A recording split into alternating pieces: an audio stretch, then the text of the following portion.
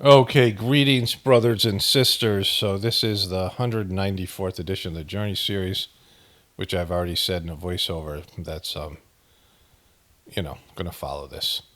And then I have a complete video that goes along with this. I posted on my Positive Future normal channel, public channel. And then this is going to go as a standalone video on gratefulness meditation. And so what I get into, like I've been going through something. I've had a spiritual sort of, not sort of, a spiritual breakthrough. And then have had going through stuff with my channel and then just with humanity in general. And so both things, a very positive thing for me and then just a realization about the futility of it all, at least on, this particular time and period, not in terms of a long-term goal. And part of this, what I'm saying here is, I want to add this because I was going to put this at the end of the video, but it had a nice ending, so I'm going to put it here instead. It's like a prequel to stuff I'm going to talk about later. So I get into my channel and how the spiritual content is not valued, like mocking Britney or political shit or some of this other stuff. And when I look at the numbers, I've had, let's say with all my channels and deleted videos and things, 200 million views or more, right? Some crazy amount. And I'm not sure they count the privatized videos, but if they do, it is whatever it is. I put up thousands of videos and have had 200 million views. So at least, let's say 3, 4, 5, 10 million people, whatever it might be, different viewers, which I'm sure YouTube would know, at least different accounts, have watched some of my content. And of those millions, some of those people resonate with the spiritual energy and feel some benefit to it and are interested in the spiritual stuff. Very small amount, though, maybe, let's say 50,000, 20,000. And, some people who've experienced some benefit consciously, because many may be unconsciously, and are interested in some of the topics. And of those people, maybe, 1,000, 1,500 of them tried some form of Sahaj Marg, gratefulness meditation or heartfulness with Dodge or something like that. They did the meditation. And of those people, about 100 or so still watch videos regularly on the Gratefulness Meditation channel, do the sittings. And of those people, maybe 3, 4, 5, 7 people comment per video. So, all that stuff. And,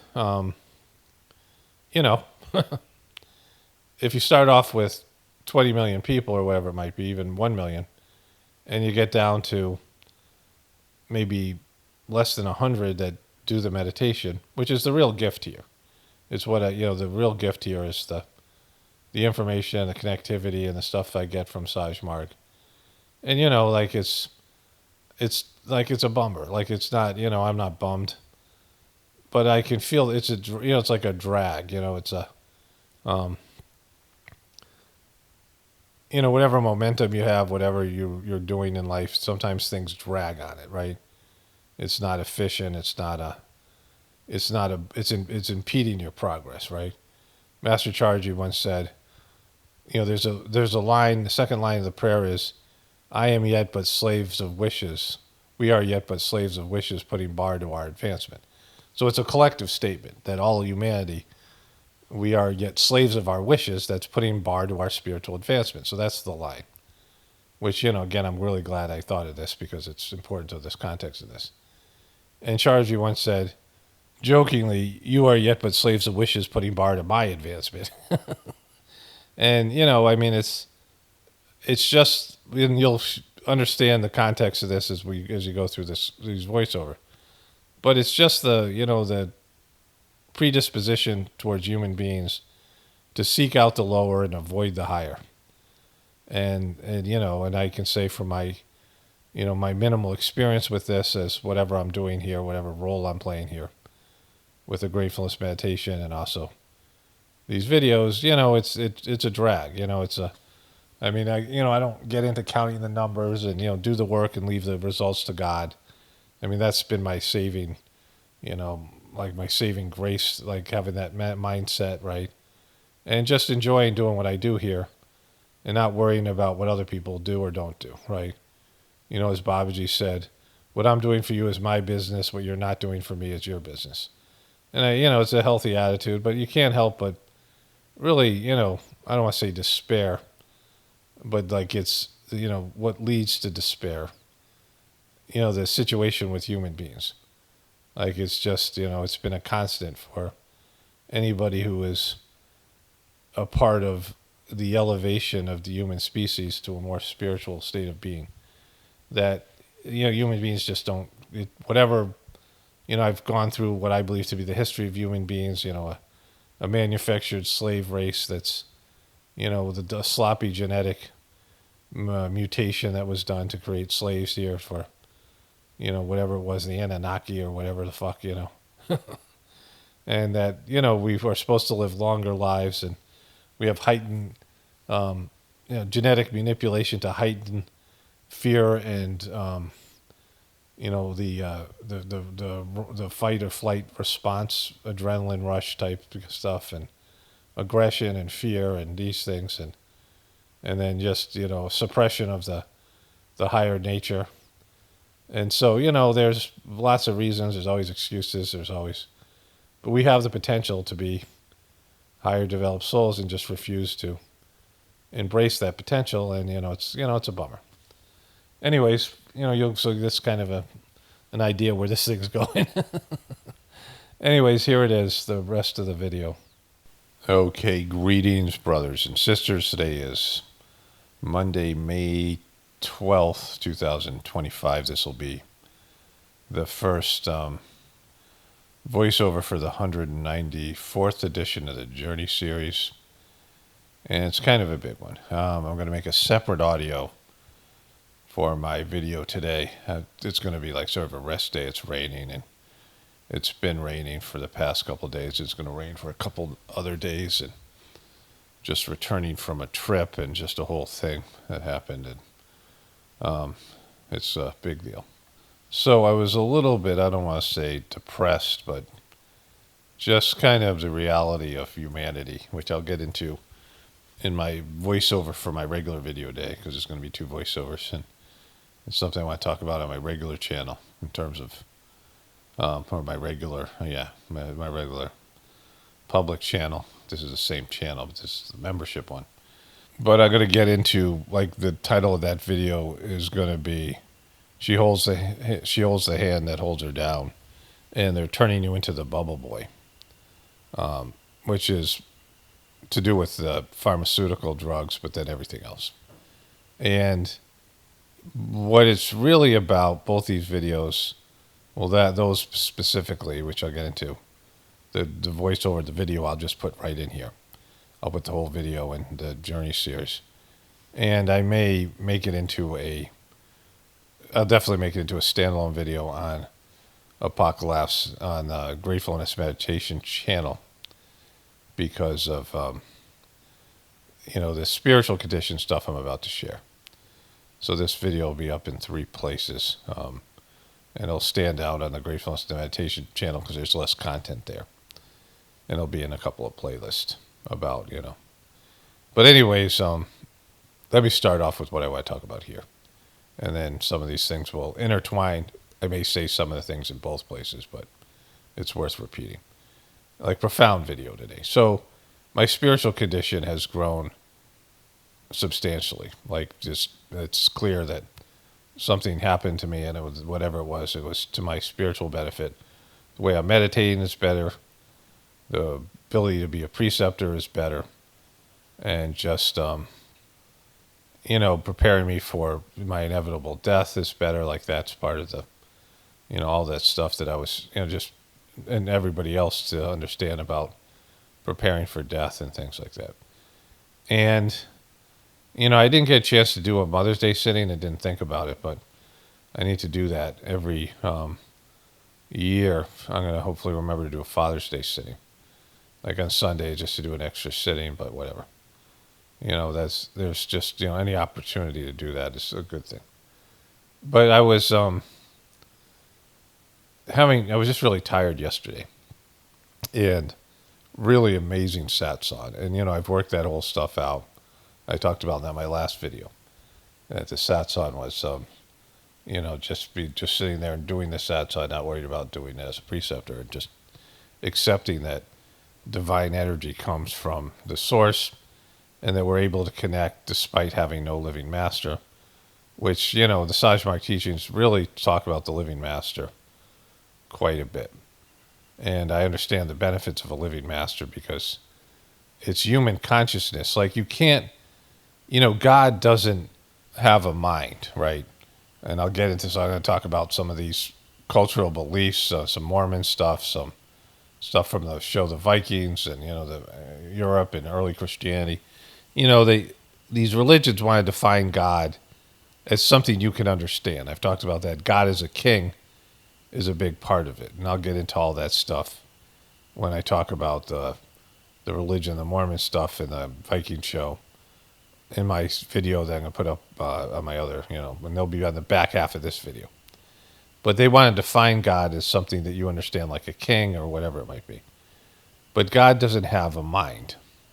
And I'm going to have to repeat this, but it's, like I said, you can hear these things over and over again because you're not hearing them anywhere else. You're hearing the same old bullshit repeated over and over again. I have to be more repetitive in my videos because things have to be said over and over again just because that's how the human mind works. And I often don't do that because I don't want to talk about it twice. It seems like a waste of time and energy for me, but for the audience, it's not. And there's some things I say over and over again, like divinity is within you, because everything that you hear outside of that is contrary to that, right? They don't tell you God's inside of you in our materialistic system and our religions.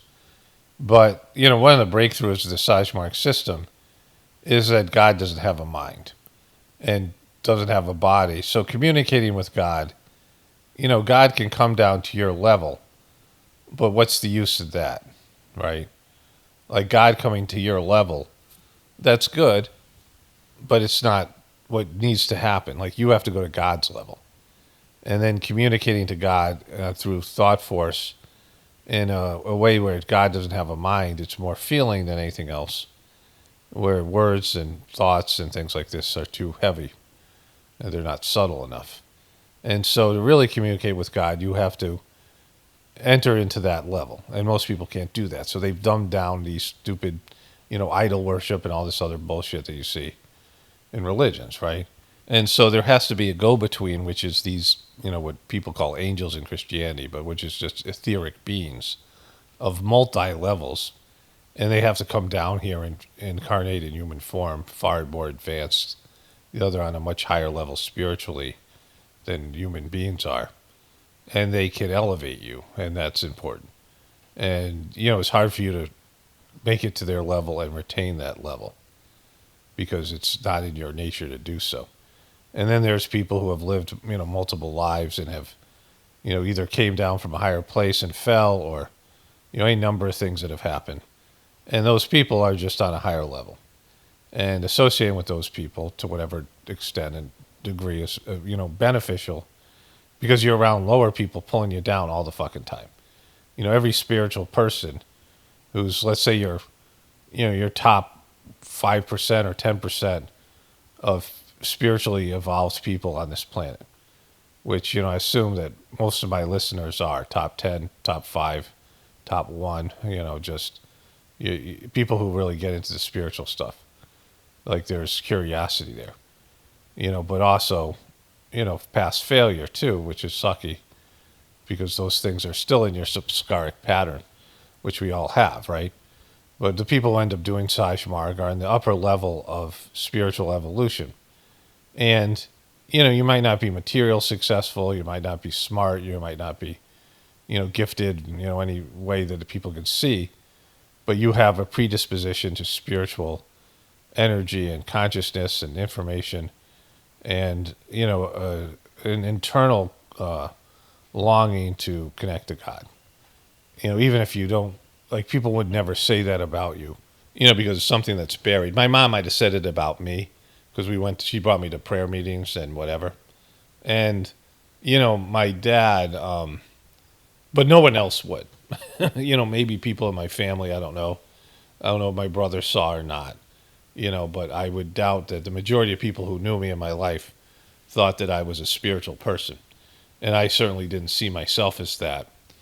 I went to the prayer meetings and had an interest in God when I was in 13, 14 years old, 13, 12, 13. That time where your mind is becoming like an adult mind when you're a teenager. And I had a predisposition to God. Like I was really into God at that time. But then I fell off the zip line. I was still in a Rahu period. And I got a concussion. I started smoking pot and hanging out with potheads and, whatever it was. And I just, from there, I wasn't, I was just a punk with, angry, and not just, I don't think anybody probably thought I had something going on spiritually. Like I have some of my friends listen to this videos. I don't know if they listen to this one. But I don't think anybody would have thought I was, I had spiritual tendencies, and I certainly didn't think that way. Even though I had, thought about God quite a bit as a kid, from a time I was like 14 to the time I was 28 when I found Sahaj Marg, or Sahaj Marg found me, I didn't have those predispositions. It was buried, right? And so I didn't see myself as a spiritual person, even after having some, experiences. Like a lot of the things that were said about the kind of person you needed to be, and just being around the Sahaj Marg system and the Indian culture, I didn't resonate with it. And certainly as an ego, didn't resonate with me, right? I thought a lot of it was like, I appreciated it. I knew it was good. I just was like, well, it's not me. That's not who I am. I'm not, like that. But the people who end up doing Sahaj Marg and feeling the transmission, there's something inside of them that is, they've had past lives and some inner compulsion to do this. Otherwise, they just quit. And so, it's going to be top 5. I mean, there are people who will do it because of their families or whatever, but, people who really get into it, they have to have that in a past life. And they have to be associated with people who've had that, right? That's the other thing. When I was in India, and this is, I believe I'm this character Karna, who was a significant person in the Mahabharata. And I was sitting with this Australian lady who was, me and my ex were sitting with this Australian lady. And she had been around Kamlesh. She's Indian, but she was in America. Like she kind of spoke with almost an American accent, and she grew up in Australia. And she lived quite a bit in America and Australia, but now she was back in India. And she had been an Abhyasi of Kamlesh when he was in New York, and he was quite a good preceptor back then. So it was, someone who it was like some people you talk and they're like real people. And other people are pretending and trying to be spiritual. And some people are just not, haven't read the books, or they're not, so they're just like regular assholes who, like, they're there for some reason they don't understand. So there's a variety of different people, but she was somebody who's like really into it, who read the literature, but's not trying to pretend to be something she's not, right? So she was a good person that I had some good conversations with. And she was talking about how all these people from the Mahabharata were now part of the Sahaj Marg system. Now, there's a Ramakrishna, which was Swami Vivekananda. Swami Vivekananda gave a lot of the whispers messages. Like probably the person that was outside the mission, there's this guy called the Venerable, and there's these other people, I can't remember their names offhand, that give these messages. And the one who is outside of Sahaj Marg isn't one of the 4 masters. It was even maybe more than Lalaji. Lalaji doesn't give that many messages. The person who probably gives the second most amount of messages is Swami Vivekananda, after Babaji. He gives quite a number of them. And he was, part of the Ramakrishna mission. Swami Vivekananda was famous for, being friends with Tesla, and, in that time period. And he was doing Raja Yoga and, was an Indian saint. But there were a bunch of people. One of the guy who I got into it with about the UN, the big former secretary of the mission, who I always liked. Like, I don't dislike the guy. But he's a total dodgy crony now, so you know that. But they were all part of Ramakrishna mission, which wasn't that long ago. And, Babaji was Patanjali and Charji was his disciple in that life. And that life is maybe 30,000 years ago. I don't even know when Patanjali lived. ChatGPT says the second century BCE, before Christ was born. So, over 2,000 years ago.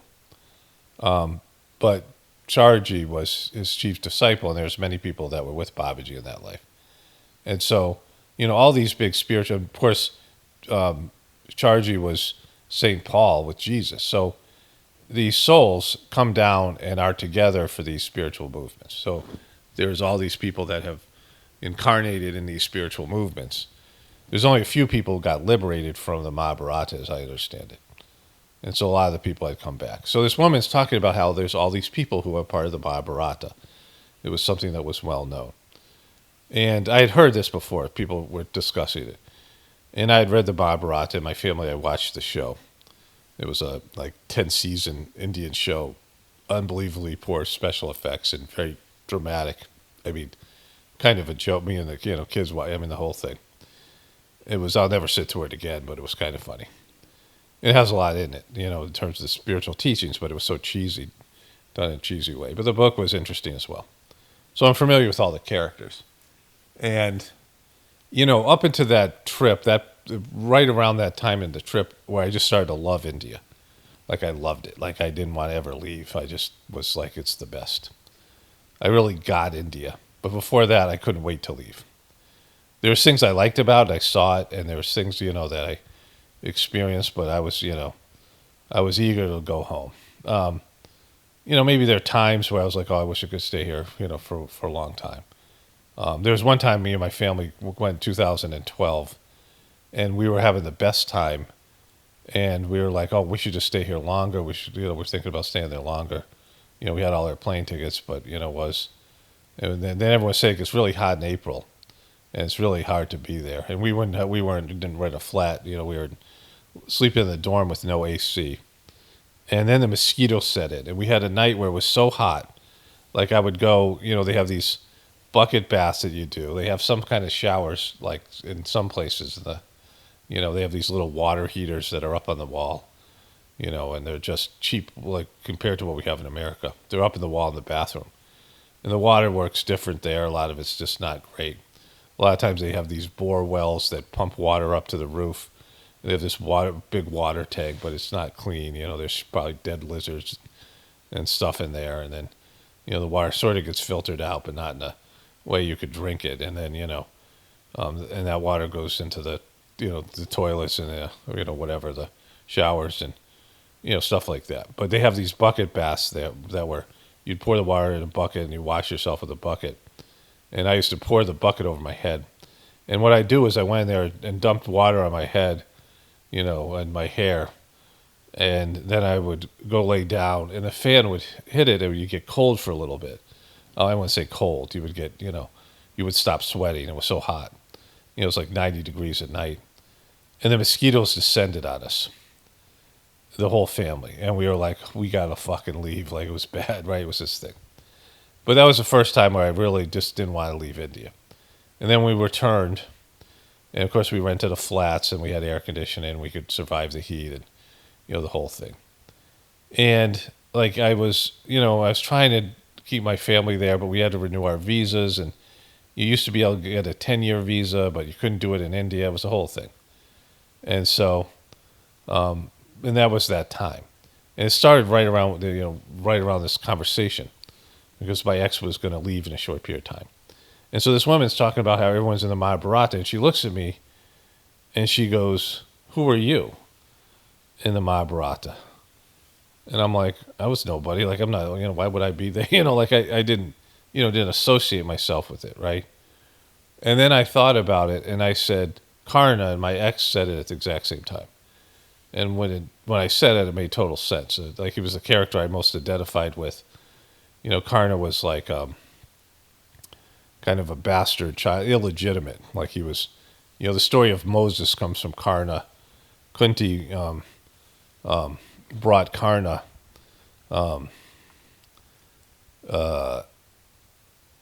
she was able to get these, her husband couldn't reproduce because he shot a deer. Pandu. I've talked about that in other videos. He was cursed by a saint who was, copulating with a deer. It was a whole thing. It was like they shape shifting and things, and you weren't supposed to shoot animals when they were reproducing, and he did. And so he got cursed that as soon as he had sex, like the moment of orgasm, he would die. And so she was married to this guy, and he couldn't have sex. But she had a way of connecting to gods and getting impregnated by these various divine functionaries. And the first one she did when she was like a teenage girl, when she first learned this mantra, she called the essence of the sun down. And I have a whole thing with the sun, I've talked about that in various places. And this, she got impregnated by the sun. But she wasn't married, so she couldn't keep the kid. She put it down in a basket and sent it down the river and forgot about it. Then she got married. She had her 5 sons. But there was this guy living out there that had this divine birth, and he was, his father was the essence behind the sun, so he had all these spiritual powers.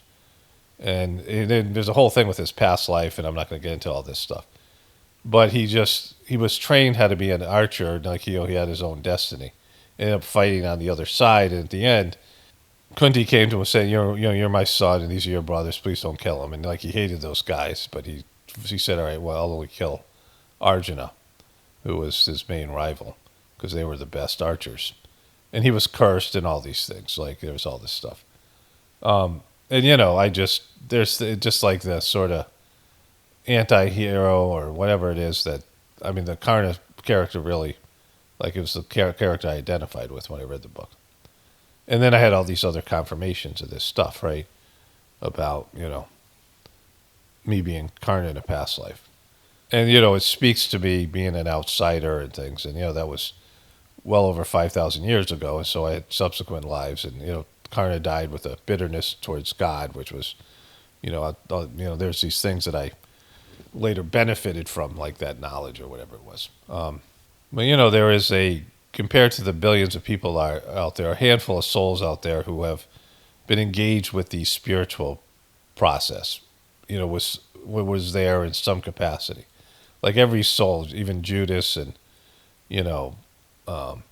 Doubting Thomas and Pontius Pilate and, all the people that played a role in Jesus's life, all the people who played a role in the Mahabharata, all the people that, all the souls that were there. There's people who, and some of you guys were part of that, like some of the people listening to this, maybe all of you to some extent. And so, one capacity or another. Or, even on a spiritual level had some role to play. And so there is, a handful of people, let's say 10 million, that are out there, that are, it's probably, let's say it's 10% of the population. So 10% is probably too high, but there is 10% of people have spiritual tendencies. But if I thought about maybe 3%, like that's the number that came to me, which is 240 million. The 10% is 800 million. There's 10% of people have spiritual tendencies, 10% of people have sociopathic evil tendencies, and then there's the other 80%. But, like 800 million sounds like a lot, but spread out over the globe, 240 million sounds like a lot, so it's not quite the population of America.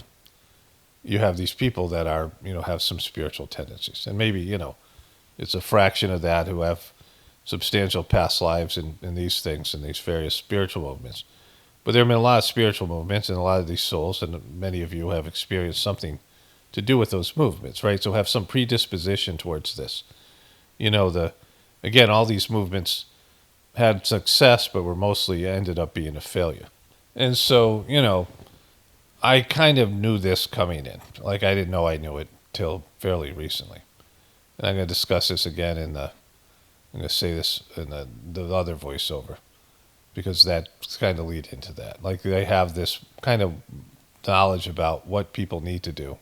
And it's been really confirmed, over and over again my entire time doing Sahaj Marg, but really confirmed in this past period of time. Because of, I have these just moments where I just can't keep my eyes open. And I'm not sleepy, like I don't go to sleep, but I just immediately go into meditation.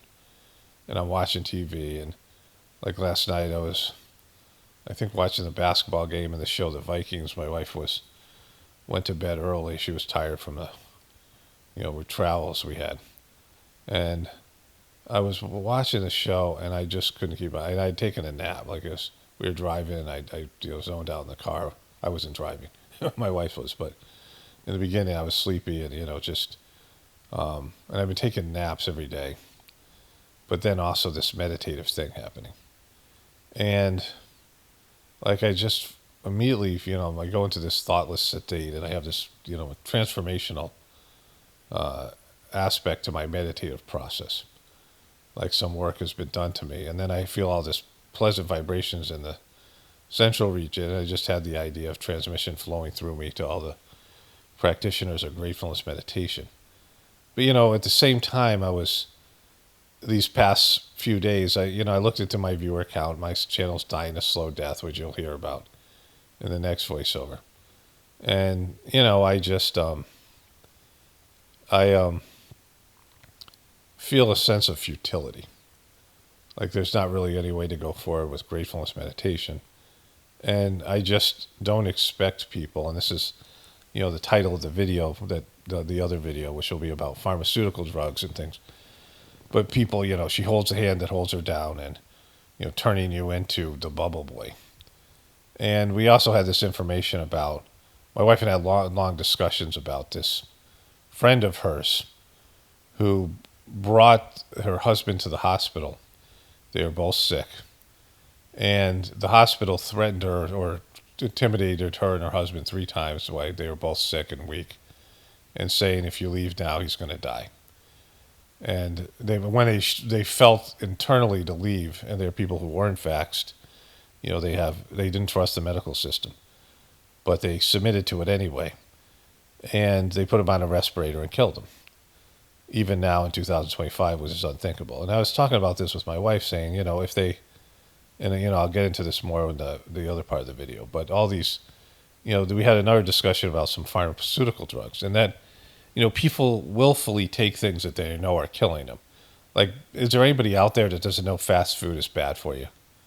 Like, is there anybody out there that doesn't know processed foods and, so many other things? I mean, like, there's some people who are just so low level intelligence and consciousness, but I mean, the people who, certainly all the spiritual people, like, does anybody not know that when you gamble, the odds are against you?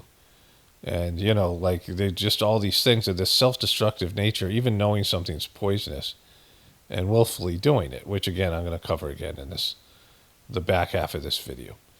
But, I was going through this stuff, which you'll hear about more in detail, about just the futility of it all, right? And there's just been all these spiritual movements, and it's, and I'm in touch with how fucking violent people are. I'm watching one of these historical shows, I've watched a number of them, that just show you like what people are capable of. Just crucifixions and things like that, which I'll talk about again in the video for every, that's the second voiceover to this video. But I'm having this profound spiritual breakthrough for myself, and like it just came so spontaneously. And Daji had, I had these 2 different talks that I juxtaposed to each other. One in which he was talking about Chargy's final resting place, and it's a 13-minute video. And he finally addressed why he didn't talk about Chargy. And at the time, I took his answer as, like, it's sincere, it's a good answer. But after he crapped out, I sort of learned about the Brighter Mind scam, and I went back and re-listened to the video. I disliked the answer. And his answer that Chargy made him was always so sad that he didn't like to talk about him because he always felt sad. Like Chargy was so miserable that, he felt miserable. But no one thought of Chargy that way. And that wasn't the truth. And then then I listened to the rest of the video, like, in more, the first time I heard it, I didn't pay attention to it, or, it just didn't resonate. It didn't click. I didn't think about it. But he just shits all over Chargy. He talks about him in different ways. And one of the things he said was that he was being prepared. And if he said, if I told you, you would be stupefied by experience, but he was being prepared by the divine hierarchy in Babaji behind Chargie's back, which is a fucked up thing to say. Like, that tells you everything you need to know. And yet, in a video that was like a month before, a month after, he said that only the living master can help you. Like, from the brighter world, they can do nothing. And that isn't true, because we know that in the whispers of the brighter world, I mean, it's factually not true, because, Babaji, he knew Lalaji for, I don't know how many years. He saw him 7 times, went to Lalaji's house when he was in his 20s. But Lalaji died, and then Babaji went on his spiritual yatra journey, intercommuning with Lalaji. And so Lalaji did all the work from the brighter world. And Madame Alin, the medium in the Whispers of Brighter World, got quite a number of sittings and work done. Now, sometimes she'd have to go to a preceptor, or the master would visit her. Like, I think she met Charji once, and Daji went to do some work on her.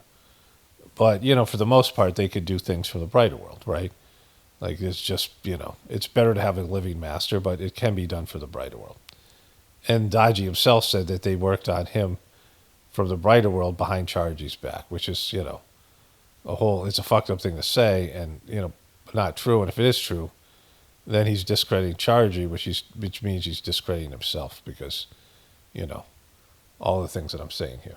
So he says these two opposing things, and I linked them together to screw the guy over because he's a piece of shit, right? But, he said that from the brighter world they could do nothing, but then he turns around and says, well, from the brighter world I was made into the master behind the master's back.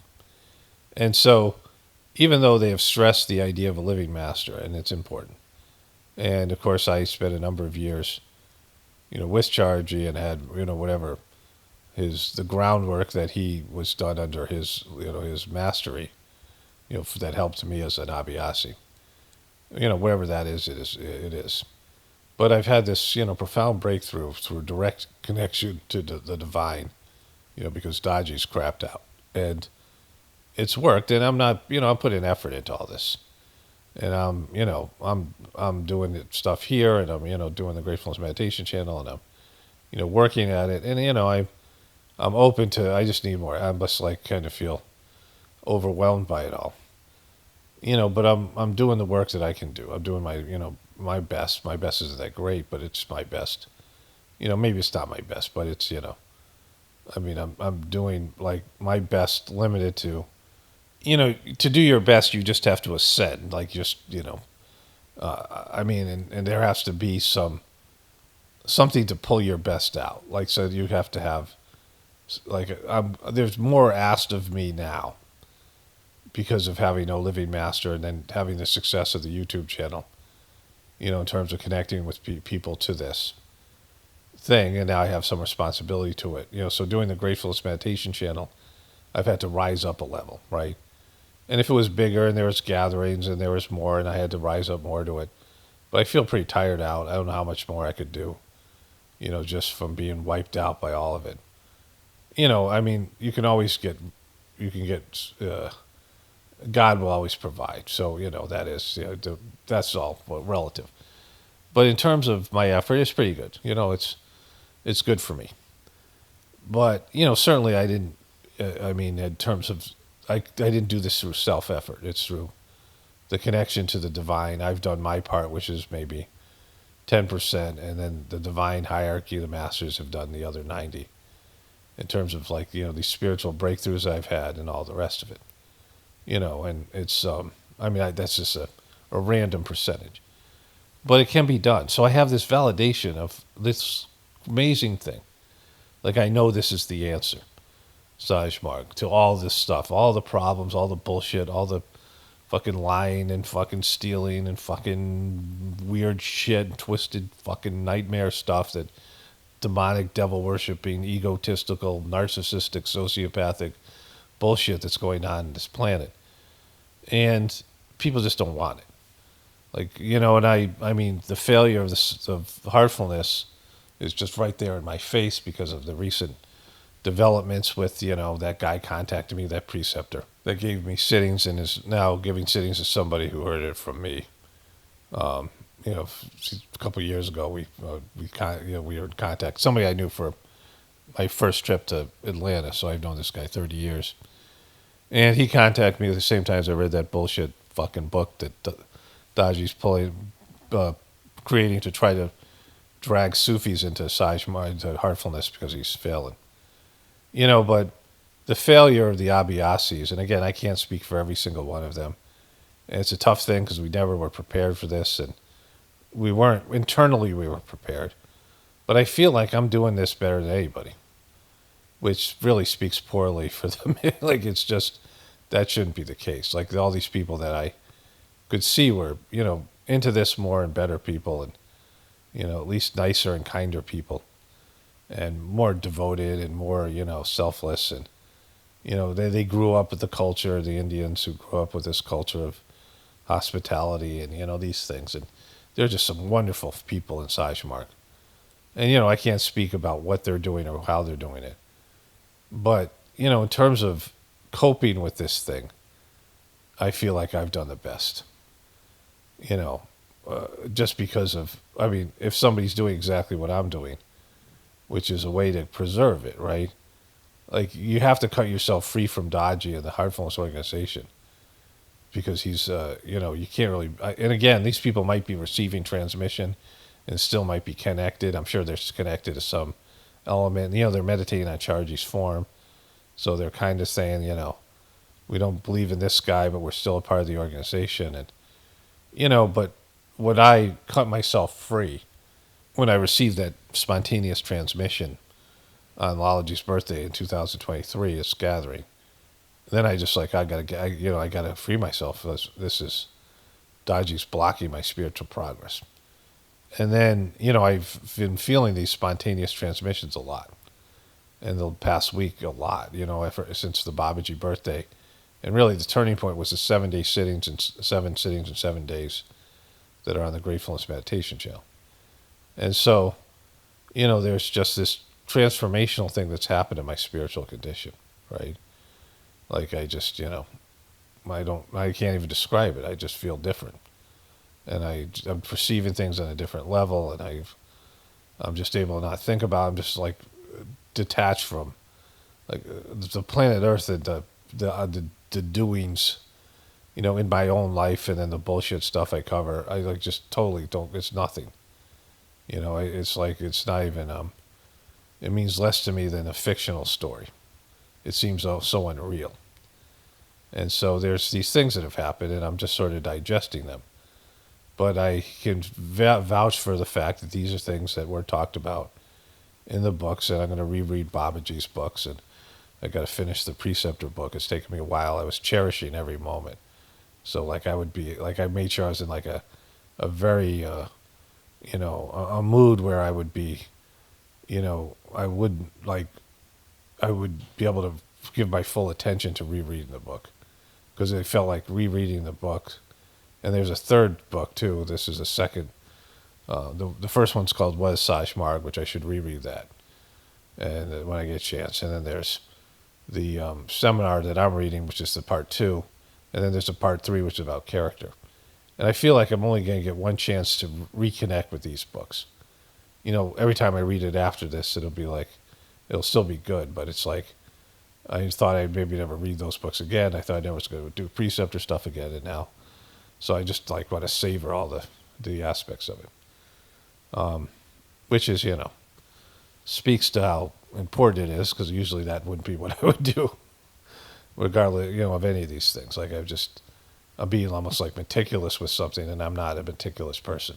So if I've had this transcendent, thing that's happened, if I was going to say what it is, I would say that I was now in the central region. Like, I can't say that that's true. Like, I don't know.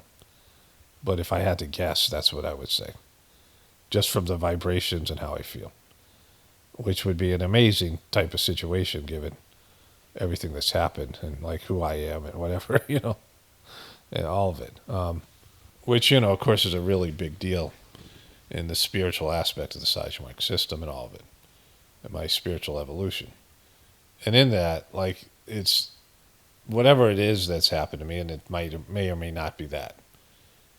I feel like wow, this is amazing. Like just blown away at how efficient this system is and what it delivers for you in terms of your, being able to change the way that you perceive reality and understanding things on a different level and just deeper and deeper as you go through it after doing this now since 1993, 32 years.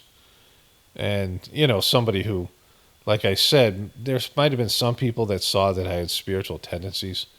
Like I remember there was a time where my dad and I went to this funeral in New Jersey. My dad was Sicilian, and my grandmother, his mom was Albanian, and it was one of his relatives, who, the Italian part. Just me and him went, and I must have been, I would say 6 or 7, and he was talking about this guy Augie, and I looked around, and these people all looked like I was like. My grandfather was a barber from Sicily. But these people look like someone you see in a Goodfellas movie. Like this is back then, too, at that time period. Like there's a time when Goodfellas are being shot. So, I couldn't really tell because I didn't know about prejudices. I didn't understand them when I was a kid. Like I heard racial jokes, and, I had this book that it was Polish jokes on one side and Italian jokes on the other. And, from that book, I thought Polish people are just stupid, right? Like there was this term, I don't know if I can say the term, but for Polish people, and the book was about how stupid they were. And that book was a little bit funnier than the Italian book, which was the Italians being greasy and, some of these things. But I enjoyed both parts of it because I didn't identify as Italian, like I didn't know. But, it was a book that was so, like it was a series of books where, and you'd flip it over. It was upside down. So you would read the book on one side, and you get to halfway through it, and then you have to flip the book over.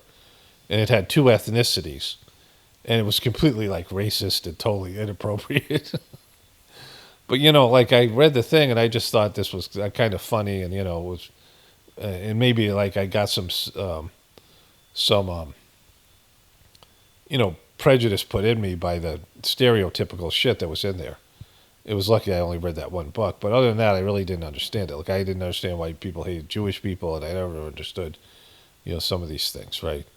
And I felt uncomfortable with, like, racial slurs or whatever it was. And so, I didn't have a reference point, but these people were different. Like, I was in New Jersey, and there was all these Italian people. And my dad said, he was talking about this guy, Augie, and how he thought he was special. And this woman said, oh, that's what everyone says about your son, Paul, right? And I, looked at him like, how do these people even know I exist? I've never seen any of them, right? And I was like, and my dad was sort of beaming, which, my dad was a negative influence on me. Like, he took me to these Mel Brooks movies, and, when we hung out together for some period of time. When I was a kid, he brought me to the Olympics in whatever year that Bruce Jenner, now Caitlyn Jenner, won the decathlete in Montreal. So it was 1976, so I was 12 years old. I felt like I was younger then. But, so this is a time where I liked my dad. He brought me to the Museum of Natural History. And he found a wallet. Like, I used to read all these books about animals and stuff. Like, I was just really into, nature and animals and all that. And we had these encyclopedias from the Museum of Natural History, and I'd gone there before in New York City, and I loved it, right? And we were going to go there, I was so interested in this stuff. My family, my dad, my mom, my brothers were, maybe my sister came with us, I'm not sure. But we had a station wagon, and we parked, and my dad was enthusiastic about bringing me into the museum. And we had a station wagon, and he parked it on the street in New York City. We came back, and all our shit was gone, like our luggage. And we had to go home, and I was wicked bummed. But he and I went back, so we didn't get to go to the Bronx Zoo. And, I had sort of told them we don't need to go do this. Like, it was only 2 hours away. Like, it was some massive trip for my parents. It'd be nothing for me now. And nothing for me and my kids. Like, I would, even with so many more kids and less money and, the stress of a, crazy, ex, all these things. Like, I could have executed something like this. I took my kids to India. Like, my dad had these type of topographical maps, and they must have been about 5 feet long. They were taller than me. I was like 7, 8 years old, and we had these rooms in the attic, these big closets, and they had this stuff up there. And my dad's Playboys were in one one of these like big closets. He had boxes and boxes, like fucking. That's a low like, and I'm finding these things. I'm 7 years old, but there's these two big maps of Africa and India, and tigers were some of my favorite animals, and then some of these other animals that I liked. And we used to sit there and just like it was this hard plastic map, which these mountains and was cool. I wish I had those things. It's one of the few things I wish I'd but and they're probably worth nothing back then, but maybe valuable now. But and I was exploring it, and I was saying that I wanted to go to India and Africa and to go on safari. And my dad, he'd have to take Dramamine when we went deep sea fishing with my grandfather, my mother's father. And but anyways, he said we're going to go on safari when you turn 12, whatever. But we ended up going to the Olympics, which was something. I was an athlete, and I was trying to do high jumping. My mom went on, I think my mom went to take care of my grandmother for like 3 months when I was, whatever I was, 11, 12 years old. And so, like, so my dad and I were hanging out, and all these things. And my dad was, I later, like, hated him and then just was, like, embarrassed by him, as I got older, right? But, we had this time where we went to the Museum of Natural History. And my dad found a wallet in the parking lot. And he brought it to the people there, and they were shocked that he turned the wallet in, with cash in. They didn't take any of the cash. And, which was, my dad wasn't a godly person or, a person with good character qualities.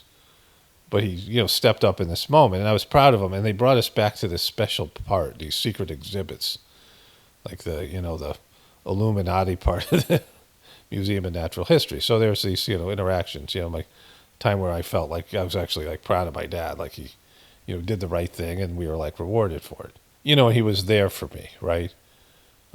Like I needed this thing, I was into this stuff, and he drove to New York City and brought me to this museum, which is a thing, which is, that's better than some people get. But for the most part, my dad was a horrible influence and an incompetent person, and bad example. But we're at this funeral, and they're saying this stuff about me, and I was kind of surprised. Like I was like, how do these people know me? And I didn't think about that myself, right? So there might have been something, like people would see that I had some spiritual tendencies, right? I had, maybe my mom knew about it, maybe even my dad a little bit. Like they knew I was smart. Like that was the thing.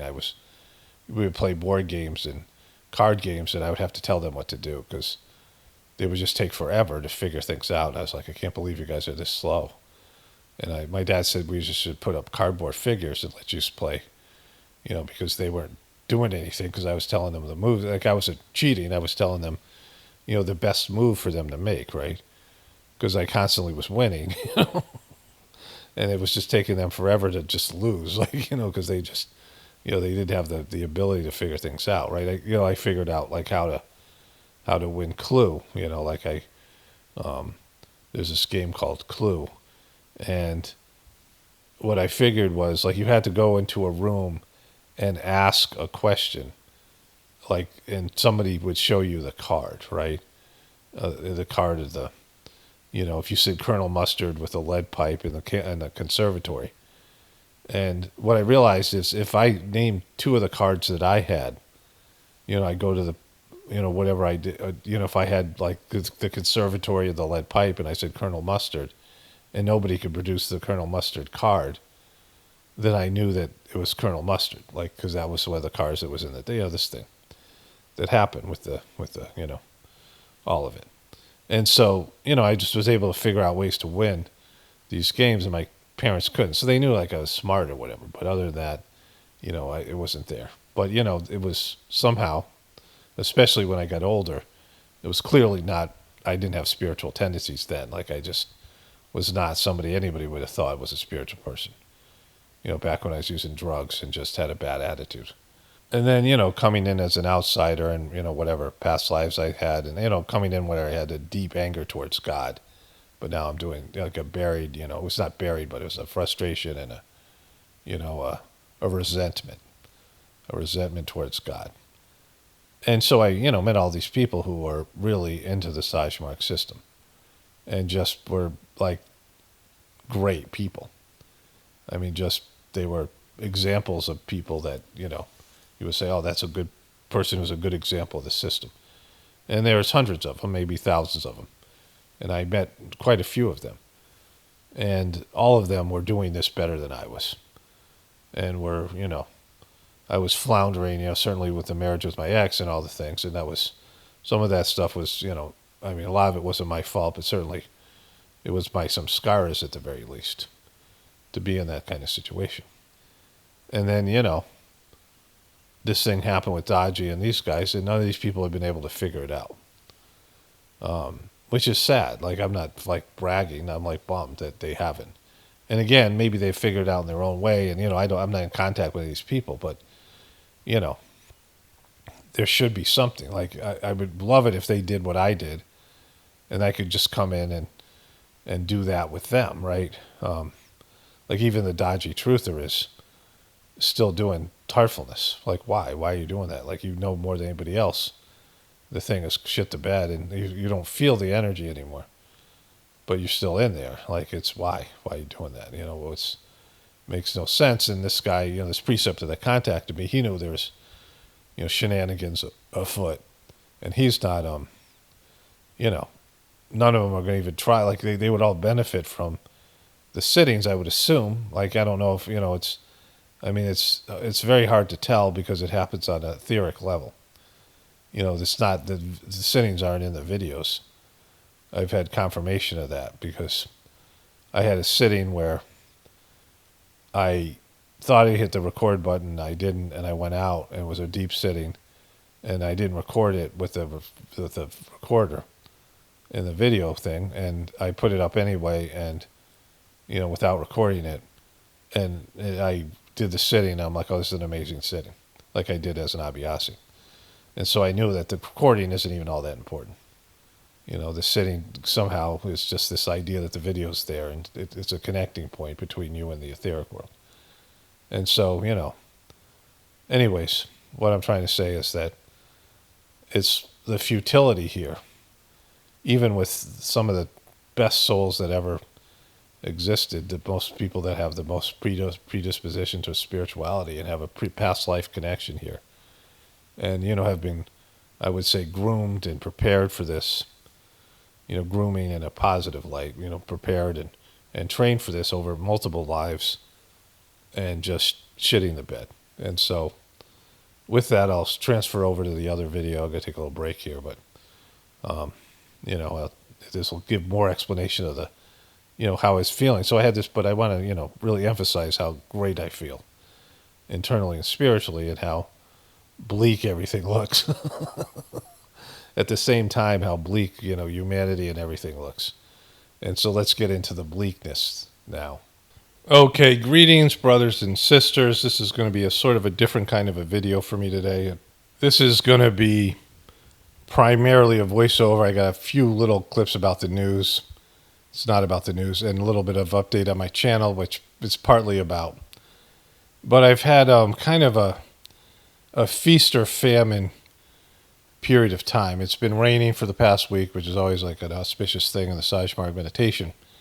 I've had a spiritual breakthrough, and then just with that, a realization of the futility of what I'm doing here and everything in general, which I'm, aware of the futility. So, I already did a voiceover for the 194th edition of the Journey series that's going to be a part of this. And then I'm going to post both that voiceover and the video I make here today on the Gratefullness meditation channel. If you want to hear that voiceover, that's more about the spiritual breakthrough. I'm not really going to talk about that in detail. I'm just going to mention it here. But those of you who are interested in that, hearing more about this subject, and don't have a membership, it'll be on the Gratefullness meditation channel Friday, or at least by Saturday. I'll put it up for Saturday, and then if I decide to upload it earlier, I'll do that. I'll do a scheduled thing today. Hopefully I'll remember to do that. Mostly if I don't do that, then people can leave comments on the Gratefulness Meditation channel saying, where's the video that you said you were going to put up? And then I'll remember. So, yesterday on Mother's Day, my wife and I were driving. This is the starting point. And I was kind of a little bit tired, almost in like a zoned out post-gathering kind of feeling. And, my wife was driving. And I looked over, and there's a guy on the highway. And the opposite direction of the direction we were going, there's kind of an area where there are a lot of trees. There was an area that wasn't really developed. There was a guy who was an obese guy, probably in his 40s, and he was running as fast as he could, carrying something along the highway. He pulled over the side of the road, was running, and it was kind of a funny scene because the guy was, probably 300 pounds and huge beer belly, and he was trying to run as fast as he could. And I'm like, what the hell could he be running to? So I changed, and I said to my wife, there's a guy running over there. And as we drove a little bit further, I could see flames. And I realized he was carrying a fire extinguisher. And there were other cars parked ahead where the flames were coming from. And I'm like, well, there's a fire over there. And it had been raining for the past 2 days. It had been raining probably 3 or 4 days, but hard on Saturday. Really hard. In fact, I came to bed after my wife went to bed a little bit earlier watching TV, and she fell asleep. And so I wanted to watch some basketball or something. I went and watched the game on another TV. And I came to bed and it was like probably around 1, something late night. I've been taking a lot of naps lately, so I've been staying up a little bit later. And there was such loud thunder, it startled my wife. Like, she woke up. And I talked about it in the morning. She said she kind of remembered it. The thunder was almost right outside our window. And it was pouring. Like, it was, usually I take the dogs out before bed, to have them go to the bathroom before bed. And I just couldn't, it was just pouring. And so there was no chance of a fire. Everything's drenched. And we go a little bit further and we see it's a car. It's a car that's just fully on fire on the side of the highway. It drove off the highway and hit a tree. It was leaning against a tree. The front end was against a tree. And there was 3 or 4 cars parked there. And this guy's running, and the car is completely charred. There's flames throughout the car. It's not it's burning in the back, but the whole car is like something you see in a movie, right? There's been a few times in my life where I've seen something. The one that stands out, there's 2 other, I was actually telling my wife about this maybe 2 weeks ago. Me and my buddy, my parents had a Cutlass Supreme, I don't know. My wife also had this car, her family. And we got it used. It was some, fancy big car, back in the 80s. So I was in high school, so it was 1981, 1980. And where I lived in Simsbury, Connecticut, there was nothing. There's a couple of grocery stores, a couple of restaurants, but absolutely nothing. And there, Avon, Connecticut, there was a mall and there was some movie theater. And my buddy and I went to that area. I don't know if we saw a movie or what. It was a snow day. And so I think my mom, I think my parents weren't home. I just had got my driver's license. And to get to Avon was this, one of those roads you can go 45, 50 miles an hour on. It's not really a highway, but it's, there's no lights on it. And it's like a country road, like one of those state roads. And this road was elevated, and there was a drop-off on either side at different places. And my buddy and I were coming home, so the snow had sort of diminished. The roads were a little bit icy. And this car is flying over the side of the road just when I passed it. We saw the thing, it was, right in front of us by the time it disappeared on the side. It just dropped down 30 or 40 feet. And we're like, holy shit, those people are dead. It was, one of those things. There's cars behind me, and there was no thought of me being able to stop because we couldn't pull over anywhere. because of that, whatever it is. And, we didn't have cell phones back then. And I was like, I mean, there was a series of cars that saw that car go over the side. And, I didn't think about it. By the time we got home, it was 20, 30 minutes later. And we thought that people must have informed somebody. But, like, that car could have disappeared. Those people could still be in that car. Like, I mean, it was just a bizarre thing where you see somebody probably died or, like, was seriously hurt. Because the car went over the side. It was tilted sideways. The car was, the only thing keeping it from going upside down was probably the trees. And it was going fast, the guy who was driving or whatever. And a number of people that were in there, we didn't see it, but probably at least a driver. And another time, I had moved to Atlanta. I was with the same person. Like, my best friend from high school moved down to Atlanta. And so this is years after college. And I ended up living there for about a year. And we were driving, Atlanta has crazy-ass highways. And there's a highway where there was like 3 or 4 different highways crisscrossing in this one section. And we were on the bottom part of this highway. And there's a couple of highways above us. We were driving towards it. And all of a sudden, a tire, like a big truck tire, comes flying off the top highway and then onto our highway and just goes bouncing down the road on a straight line going down the highway. It bounced over 2 cars. Like, if it hit the cars, those people would be dead. It was, I mean, the thing was probably going 70 miles an hour, and it was a big-ass tire. And it just bounced all the way down the highway, and it was just missing cars. Like, we just saw it I just turned around, I wasn't driving. And it just kept on going. And I don't know, eventually probably hit somebody and ran out of momentum. But, I mean, it was not like something that people would be able to dodge because it was a busy Atlanta highway.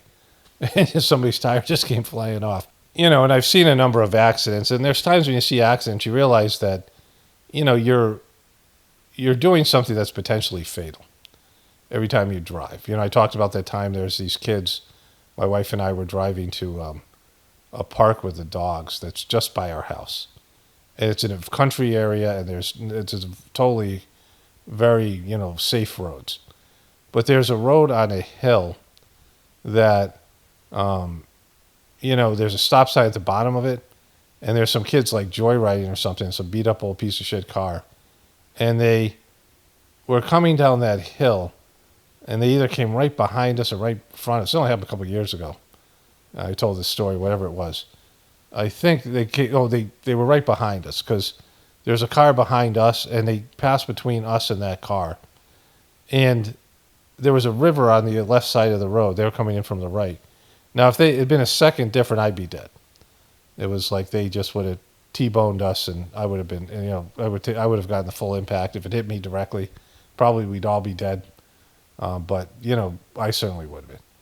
And then they had to take a left turn. And I was, I turned around to see if my wife was driving. I turned around to see if and you could hear the wheels screeching because they were going probably 35, 40 miles an hour. And they had to, to make a right-hand turn, in the width of a country road, like fucking, so, that was something. And once in a while you get into a near-death experience on the highway. I've had a few of them. It's just, it changes your whole attitude. You're like, because everything else seems like insignificant, right? And this is a car's on fire, and we're like, if those people didn't get out, they're dead. They're charred, they're cooked. I mean, if they were stuck in the car, if they got knocked out by the collision, I mean, they're coming off the highway and they slammed into a tree and their car set on fire, so we don't know what happened, This guy's running with his fire extinguisher like, nothing was going to burn. There's not going to be no forest fire. It had been raining for 2 days. It was we had just passed through one of those rainstorms when we were driving, probably about 10 miles before we got to this place, that the rainstorm was so significant that, it's like you would almost pull over, like some of those like heavy downpours, these sort of summer rains. And so the whole area had been soaked. There was no chance of a forest fire. And it's amazing that their car was still burning because it was still raining a little bit. And it was going to rain again. Like, so the guy's the futility of his fire extinguisher. And so, we were talking about, I just been feeling that because of my spiritual breakthrough, like there's these times where, there's things that I've experienced spiritually that are just memories. And the memories are good, but you don't get the feeling from a memory. There's things that are traumatic where people will, if they go into therapy and they are suppressing a memory and the memory comes up and they feel all those emotions and they regress to a child, if there's been sexual abuse or some kind of trauma, and they, you have this stuff that you go into shock and you suppress something, and then you remember it, and then you feel you re-experience the trauma. It's one of the problems with therapy, because a lot of times you have to re-experience trauma to unleash it or get by it, and sometimes it just negatively affects you and you don't really process it. And oftentimes therapy fails because of that reason, right? But I looked at my dwindling channel numbers. Let's go to that. My wife and I were talking about medication. Someone she knows was on a medication that I mocked here. And I pulled up the side effects and I pulled up the ad for her. And we were like, holy shit. And then she just said something this morning with another person related to this, that is involved in that. And we were also talking about this woman who just died. And that, they put her husband on a ventilator, and she was someone who didn't get the vax and knew better and did it anyway. And so, just how people will just make the wrong decisions. Even if you see this with truthers all the time. And let me go to the 2 news clips here because I want to set these things up. Let's go to the news clips, and I want to show you my channel numbers. And just one little bit of news clips here.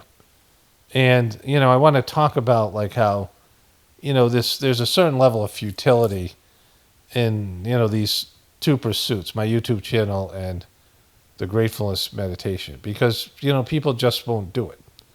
People will always go back to the dark side. It's a human flaw.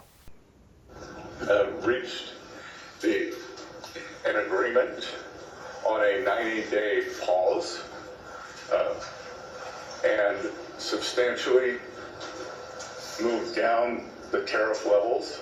Both sides on the reciprocal tariffs will move their tariffs down 115%.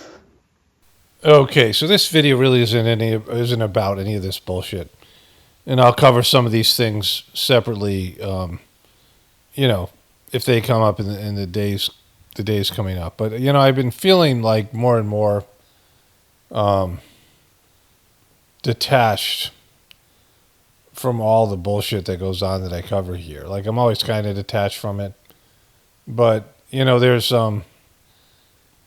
whenever you have spiritual experiences, you feel connected to God, or the near-death experiences or something like that. That's something that makes other things pale in comparison.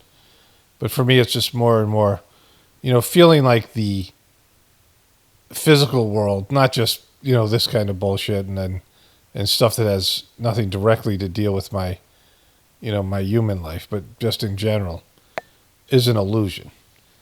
And there's a spiritual state that you pass through at some point, and I'm passing through it right, right now, where everything more and more feels like it's just an illusion, it's not real, it's just all some sort of it's I want to say a dream, or it's just not real.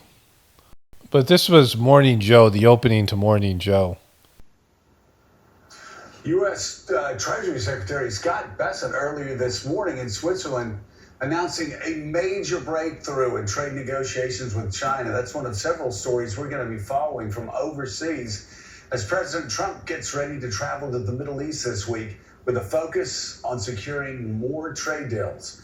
Meanwhile, U.S. officials just wrapped up a 4th round of meetings with Iranian officials seeking to reach an agreement on Tehran's nuclear program. And Ukrainian President Zelensky is challenging Russian President Putin to meet him personally in Turkey this week to discuss a peace deal. Plus, India and Pakistan, 2 nuclear powers on the brink on Friday, are now accusing each other of violating a ceasefire agreement that President Trump announced over the weekend. Good morning and welcome to Morning Joe. So there's a lot to unpack here. I'll cover this later with the fake Barbie truther commenting this in my next video about this bullshit China terrorist thing and how clueless Trump is, right? Again, this isn't what this video is about, so I'm not going to get into any of those things. But every one of those things is like a major story. And along with this, Trump got I think it's from Qatar, one of those rich oil Arabian countries, just gave him like the most luxurious jet as Air Force One as a gift, which is a conflict of interest. He just gave him a plane, which Trump is loving. And Puff Daddy's trial has begun. There's a few other things that could have been top stories, right?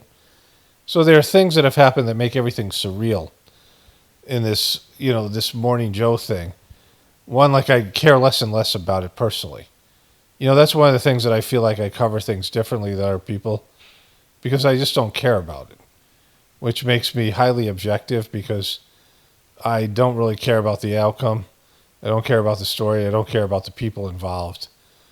And so, and I care about less and less. But the other piece to this is the amount of big major stories there are and the fact that Morning Joe, just like all this other fake news, has become real news because all these things are happening, right? They just elected a new pope. Every day there's bombshell stories. And, they probably have trouble, which like I have trouble with, which thing I should lead with, right? Oftentimes it's just random, like the way I put them up on my toolbar. But because of all this, the news has become real news again.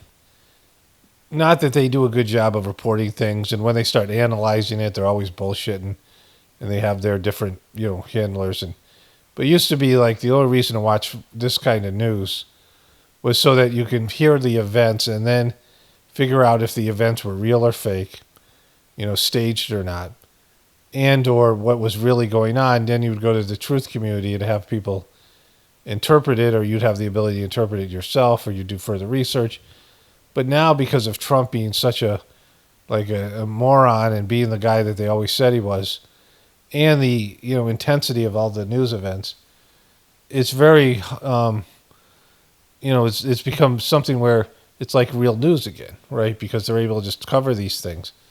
Of course, their analysis is always going to suck. So that's the first piece. But it's just this, the way I feel about things have changed because of this like spiritual kind of breakthrough I've had over the past 3 or 4 weeks. My meditations have changed and all these things, which I discussed at length in this Journey series audio. And again, this will be up most likely on Saturday, maybe Sunday on the Gratefullness meditation channel. It's already backed up a day because I thought this video was going to come out today on Monday, but it won't be out till tomorrow. I'm just going to take Monday off and then put this out on Tuesday. But I've had a significant change of everything just seems like it's fake. Like it's not real. Everything seems like an illusion. And so that's the first piece. So the other piece is this.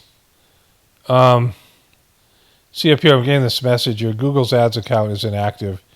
Your promotions aren't running because your Google ads account has been canceled. Fix it. And I keep on saying dismiss, and it comes back every day. Because I'm not running ads with Google because the ads suck, which I've talked about in the past. This has nothing to do with what I want to talk about. And so this is how I see my feed of videos every day. And I have to scroll over to see the amount of views, right? And so this was, a video I just posted today, the Journey series. On the member thing, it's probably got some views now. I posted this morning. I'll refresh this. But I have to scroll over to see the views, right? And, the likes, I have to scroll over farther. So I almost never see these. And I made the mistake, maybe or not, of scrolling over and seeing that my view count. Now, this is a video. Hilaria says her brain plus ADHD plus a dyslexia causes her, to do the bilingual accent bullshit thing. Normally, that video would get a lot more views. It only has 3,000. These videos have the exact amount right here. You can see the amount of comments. 71 comments, 80 comments. my comments are down, my views are down into the 2000s. My channel, I realized maybe 2 years ago, I was hemorrhaging subscribers and I was losing viewers and the money was going down, down and down. Without the membership program, which makes up probably over a third of the money now. I'd have to check that out. Is I think over a third of the money.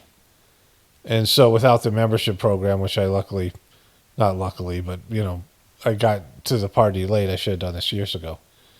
But it's just going in the wrong direction, right?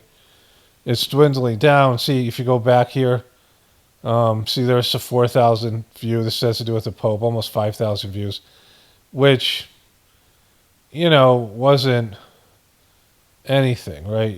Just 2,000 views, 3,000 views, 4,000 views, this thing right here. Go down more to 50. You see now back here was more of the like over 3,000, 4,000, over 3,000. But it used to be so much more than this, right? So, you see there's nothing in the 2000s here, just in April. This one's at almost, just slightly below 3,000. And, back, these are my most viewed videos.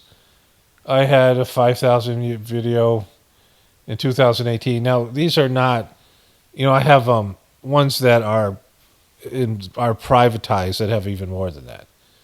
I have a video that I think is now deleted that got 2 million views, the Michelle Obama one. Of course, these videos were different types of videos.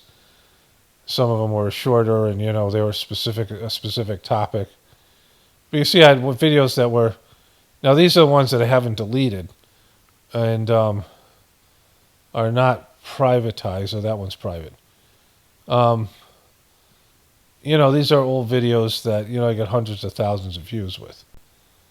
So this is going back to March, though. Some of those videos they appeal to a more general audience, celebrity videos, things like that, Illuminati stuff. There's I had a couple of videos that were over $1 million that are now deleted or whatever it is. Things were suppressed by YouTube or whatever. But, it wasn't very rare. It wasn't so rare for me to get video over 200,000, 300,000, 400,000 views. And then this is just from March 20th. You see 4,000, 5,000 views, 4,000, 4,000, almost 5,000.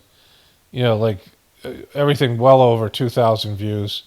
This is the only 2,000 view video here.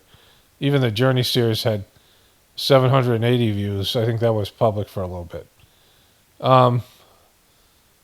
And so, I'm not sure why that one was so small there. So this is back from October. I don't know what it was. There's one with 14,000 views. 6,000, 6,000, 7,000, 6,000, 6,000, 5,000, 6,000, 6,000, 5,000. They're all, I don't know what the average was, but it's well over 6,000 here. And that's, kind of 3 times the amount of views that I'm getting now. And that's only back from September 2024, right? 5,000, 6,000. These are, even the Journey series was getting more, and for the members, 400 views there, 6,000, 7,000 here, 4,000, see 8,000. So there's nothing in the 2000s, and that's just, 6 months ago, right? You can see here 11,000, 9,000, 8,000, 9,000, 9,000, 10,000, 8,000, 11,000. This is from 2024, July, summer of, right? And so, so 12,000 here, right? There's a small one with 3,000. Most of them are, well over 4,000 or 5,000. Like I said, the Journey series, I get about 100 or so now in the membership thing. I'm not sure exactly how many the Journey series, but it's less than that. Even the Journey series is down in terms of all that. So you see this thing is broken here. It's back. This this ad thing. You know, this is from January 2023. You can see 5, 9, 5,000, 6,000, 8, 6, 6, 6, 8,000, 10,000, 8,000, 7,000. I mean, I haven't seen a video crack 5,000 in months. And here you see things up to 10,000, 11,000. Significant difference. Some of the smaller ones here are, I guess they're gone there, but I just scrolled through a bunch of them that were when I was making short videos, right? And so, when I was getting more video views on my other channel, right, the Apocalaughs Now channel, than I was getting, in the current channel right now. I'll go to that in a second. So this is from April 2022. So you get the idea here. 11,000, 9,000. I mean, there's nothing here under 5. And, the 5s were minimal. 9, 6,000, 8,000. And so, the views have just steadily gone down over time. If I keep on scrolling back, I mean, it's just, I'll do maybe one more of these and I'll go to the Apocalaughs Now channel briefly. There's an overall point I want to make here. So, this is April 16, 2022, 15, 14, 12, 11, 10, 21,000, 17,000, 10, 20, 18,000, 18,000, 19,000, 20,000. Some of these are short videos. 14,000, 16, 17, 8, 13, 14, right? Just, you can see how many more views I used to get. You can see that there's the time there. Completely different, right? Of course, I've changed the format. There's things that have happened since then. And my videos are better now. Like I'm better at understanding things. Like I've evolved as a person. 20,000 views, right? Some of these things, again, celebrity oriented. This was to do with Bob Saget and Alex Baldwin. But you see the difference here, right? At some point in 2022, 23, I noticed that my money was down, even though my video views were way more than they are now, and that my views were down. And, I had a realization I did what I'm doing now, and I could see a steady decline over time. It really started in 2018. Now, again, these were some celebrity-oriented videos, different kinds of videos. 16,000, 16, 28,000, 69,000 about Bob Saget, 17, 18,000, 51, 11,000, 9, 26. Even my year of, in 2022, got 12,000 views. This year it got, and the year of chaos, I completely nailed. And I got so many less views now. 29,000, 8,000, these things, right? 9,000, 11,000. And, you can see the difference there. Like 5,000 was and that was a health update. That was me talking about my health, and that got 5,000 views. And so you see a significant downturn. So, I started to notice in 2018, this is October 2018. See, this video got 10,000, 12,000, 5,000 was a rarity, 8,000, 12,000. Upcoming meditation webinar, 700. You see, the spiritual ones, 12,000, 8,000. Farley gets cozy. Farley was still alive back then. 31,000. These ones with animals in it even got 2,000 views. Farley and the eggs. I mean, these wouldn't get, would get like a couple hundred now, or under 1,000. 31,000, 7,000. These how to get notifications to my videos, not 800, right? 10,000, 8,000, 20,000, 7,000, 25,000, 13, 2,000. Spiritual talk about osmosis. So my spiritual videos that used to be the ones that got the lowest views years ago would get what I'm getting now on an average video. 7,000. This was my Ray Romano video.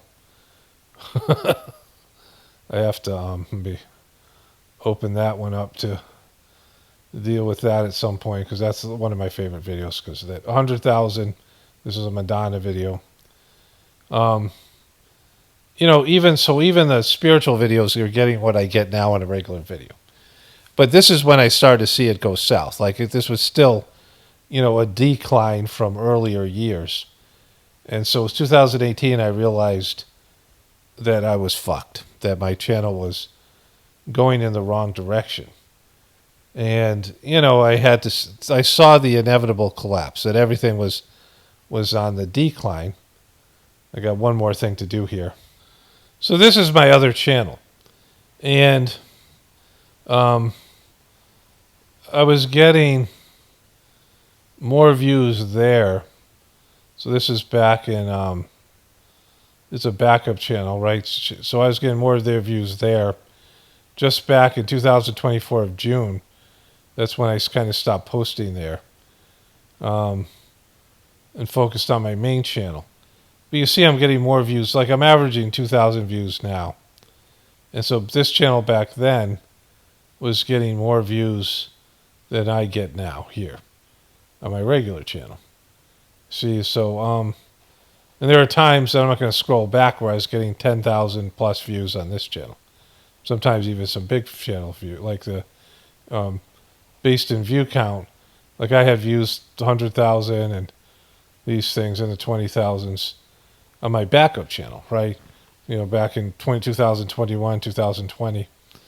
And so Hollywood celebrities dropping like fly videos, we used to get regular 10,000 views.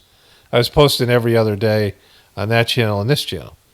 And so you can see the steady decline. So, I started making YouTube videos in 2007. I had around 1,000 subscribers for years.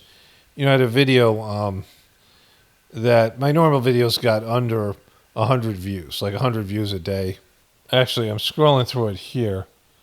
In my videos, the first video the introduction got 1,000 views. I might have deleted a lot of these videos, but there's Milking the Family Cow, 20,000 views. Peaceful Morning Milking, 2,000. Adding New Hens, 124,000. Value of Grass. So I don't know why. These are based in dates. But, 4,000, 2,000, 2,000, 3,000, 6,000, 1,600. I don't really pay attention to that very much. 9,000, 4,000. There's no comments here because they're all privatized.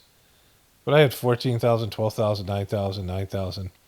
But I had 1,000 subscribers. And, there's a lot of videos in the 600s. 2008. All these things. And, really I didn't know I was getting that many views back then. I mean, a lot of these videos have, they vary quite a bit. But I had one video that popped, and it was planting blueberry plants, and it was my kids planting blueberry plants, and I got like 100,000 views. It was the video I got the most views on. It was just not that great a video compared to my other homesteading videos. There are a lot of these videos that are getting 200 views. I'm scrolling through it right now. But I was not making, I would make $100 a month. And, based on the ad program they had back then, I didn't realize, some of my videos got quite a number of views. But I made this blueberry video, and people are like, man, you're really a scumbag. You're making your kids take the fall for, make your kids take the bust. And I didn't know what he was talking about, but apparently there was a marijuana called blueberry. And everyone thought I was, my video was about that. So I took off, right? And, kind of told me everything I needed to know about YouTube. But anyways, for years I had 100 subscribers, and my videos got, minimal amount of views. I made videos once a month or so. A lot of the view count was in the hundreds as I'm scrolling through now. Some of the early videos got more views over time. And then the channel took off in 2014. Master Chargy died. I made the Michelle Obama 95% chance she's a dude video. And, that video got 2 million views. And the YouTube channel took off from there. And I talked in a more generic way. Of course, there wasn't Trump. I didn't talk politically. I wasn't a right-left person, but I wasn't, didn't make political videos and things like this. But, it was where I was making a living based on my videos. And I could make about 3 or 4 videos a week. It took me a day and a half to complete videos. The editing process and I sort of refined all that. And it would take a lot out of me. I made a lot of celebrity videos back then to get the channel going. And it sort of popped more in 2018. There was a time where I was gaining subscribers, and it just stopped. I was gaining 100 subscribers per day, got over 200,000 subscribers, and then it just stopped. And then from there was a decline. Like this channel peaked in 2018, 2000, whatever it was. I made the most amount of money I ever made in 2020 in December of that month, the month of December that year. But the view count and the subscriber count was significantly going down. YouTube changed its policies, which we know, and then all the rest of that stuff happened, right? Stuff with COVID, even more so than Biden presidency. I got a lot more views maybe because of Biden. People liked when I made fun of him. Republicans, Trumpers, there's more, people in the right wing are more apt to watch those kind of videos, but they weren't, eventually they were going to get pissed off at me because of, we have, different beliefs and things.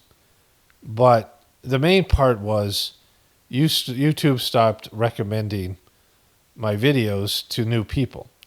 And I saw that as a huge issue. Like that became, not, like I said, not a businessman. That's not what this is about because, this is something I realized back then. And, the money got so bad this past year. I realized that I was going to have to do something different, but I was going to wait till January of this year. Like I said, I'll just get through the election year. The money's not great. It's gone down to below the minimum. So my bare minimum was $100 a day. $3,000 a month. I make videos every day. And, I made a lot more money before that in some of these years, but it was on the decline. And I, said if it got to that point, I would have to do something, change it, or whatever it was. Maybe do this part-time. I don't know. I was going to figure something out. But the content was just there. I got in a good, sort of a habit of the way I do the videos. I've streamlined how long it takes me to edit the videos. And, it's the things have just gone better. The only problem was there was a decline in video viewership. And, people aren't going to stay around forever. There's very few people who are going to watch and listen to me for 2 hours every day. I mean, it's amazing. Like when I think about it, the only miracle we have here is that there's still people who listen to me on a regular basis for years and years, right? Like people just move on, even though if they like me and they like the videos, they like the stuff, people just move on, right? And without new people coming in, it's the death spiral. And I was trying to figure out ways, you guys, know about the things I've talked about. It's not really about that. I want to fast forward to my realization now, but you guys all know what I went through, ads. And I tried every possible way that I could think of to change the trajectory of my channel. And, like I said, I'm not good at these types of things. The thing that I'm good at making is content, and I've gotten better at that. And I'm good at, managing these other things, but I'm not a social networker. And, I'm not going to be able to do the kind of things that people need to do to grow my channel. And I'm not going to do it artificially. I'm not going to pander to people. I'm not going to cover things. A lot of the things I used to cover in terms of celebrity videos and things like that. I'll do updates on it, but YouTube isn't recommending those. Like I looked when I was scrolling through this, you could see some of the ones I showed you and some of the pages I just scrolled through on my own. I could see that there were these celebrity videos that popped, or videos that were of a certain subject, and they would get 100,000 views when the rest of my videos were getting 7,000-8,000 views a day. And so there was always things that popped. Even when I did homesteading videos, there would be 1 or 2 of them that would pop. It was based on YouTube recommending it, or the subject matter, and and people would share it or whatever was going on. I'd have some videos that just popped, even though I could release that same video under a different title or a different time, and it would get almost no views. So it's just like the way the things worked, and that wasn't happening anymore. YouTube had made it so channels like mine, and not just truther channels, but they handpicked the channels that they would support, and that was the end of that sort of thing. The end of 100,000 view videos, the end of million view videos. And, again, I was making videos that were more substantial. They were better videos. They were more quality videos, but, it appealed to less and less of an audience. Now that I'm criticizing Trump, that's an issue because, there's so many Trumpers, even though I'm sure a lot of them are having their doubts and, whatever's going on with them. But anyways, that's not what I'm talking about here. Like, that's just something that that's on my mind and it's there. But, when you're toiling with something and it's going in the wrong direction, right? Where if something's either growing or it's shrinking, let's say you opened a restaurant or a bar, like a restaurant, and it popped. You got a couple good reviews and people are just into it, and it has its heyday. Studio 54 in New York City, some of these clubs and bars, and it's it's glamorized, and you're just making gobs of money, and then all of a sudden it drops off. It's not the hot spot anymore. It's not popular. Maybe you have some turnover. You had a great chef who left, something like that, right? Maybe the city you live is in decline. The economy's not as good. People aren't going out to dinner as much, and this happened with COVID. It's happening now with the tariffs. Small businesses getting squeezed out. And you don't know what to do about it. Like, you're doing everything you used to do. Maybe you're doing everything better, but it's just going in that direction. And so when my channel first popped, there was a reason. There was a God-given reason for it. It was where I was at the time. This was a role I was supposed to fill. It was part of my destiny. And this is when it was going to happen. I was going through a divorce. I was in a transformational period. And, all these things, this shit with Dodgy and having somebody out there with a voice that could put out information. There are lots of people from Heartfulness trolled my videos. They knew it was the fucking bullshit with Dodgy. And yet they still, they didn't comment or they didn't come forward. People I knew didn't connect with me about it, which is fine. I'm cool with the whole thing. But, that was there. So I provide this service. And then eventually doing the Gratefullness meditation as a sidebar. But over this past weekend and week, I had this spiritual breakthrough. And I'm in a different kind of state. Everything feels like an illusion. I'm almost like, I can't really say, like, I'm just different. Like, my perception of the world is different. I feel differently about everything. And my wife and I were talking about these couple of things. My wife had a friend, which I've discussed in these videos lately, that had a husband who died. And, they went to the hospital. I'm just reviewing the story briefly. You guys have all heard it. And he was sick. She was like 66, 67.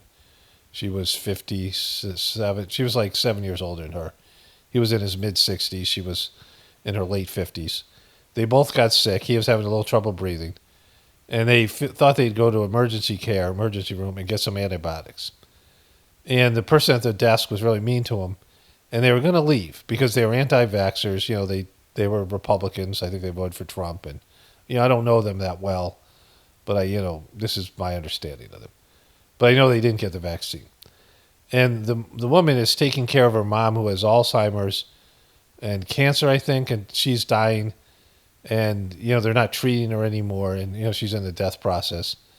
And this woman's giving her alternative things and looking into alternative therapies and things. Like, she's aware of alternative medicine and doesn't trust the medical system.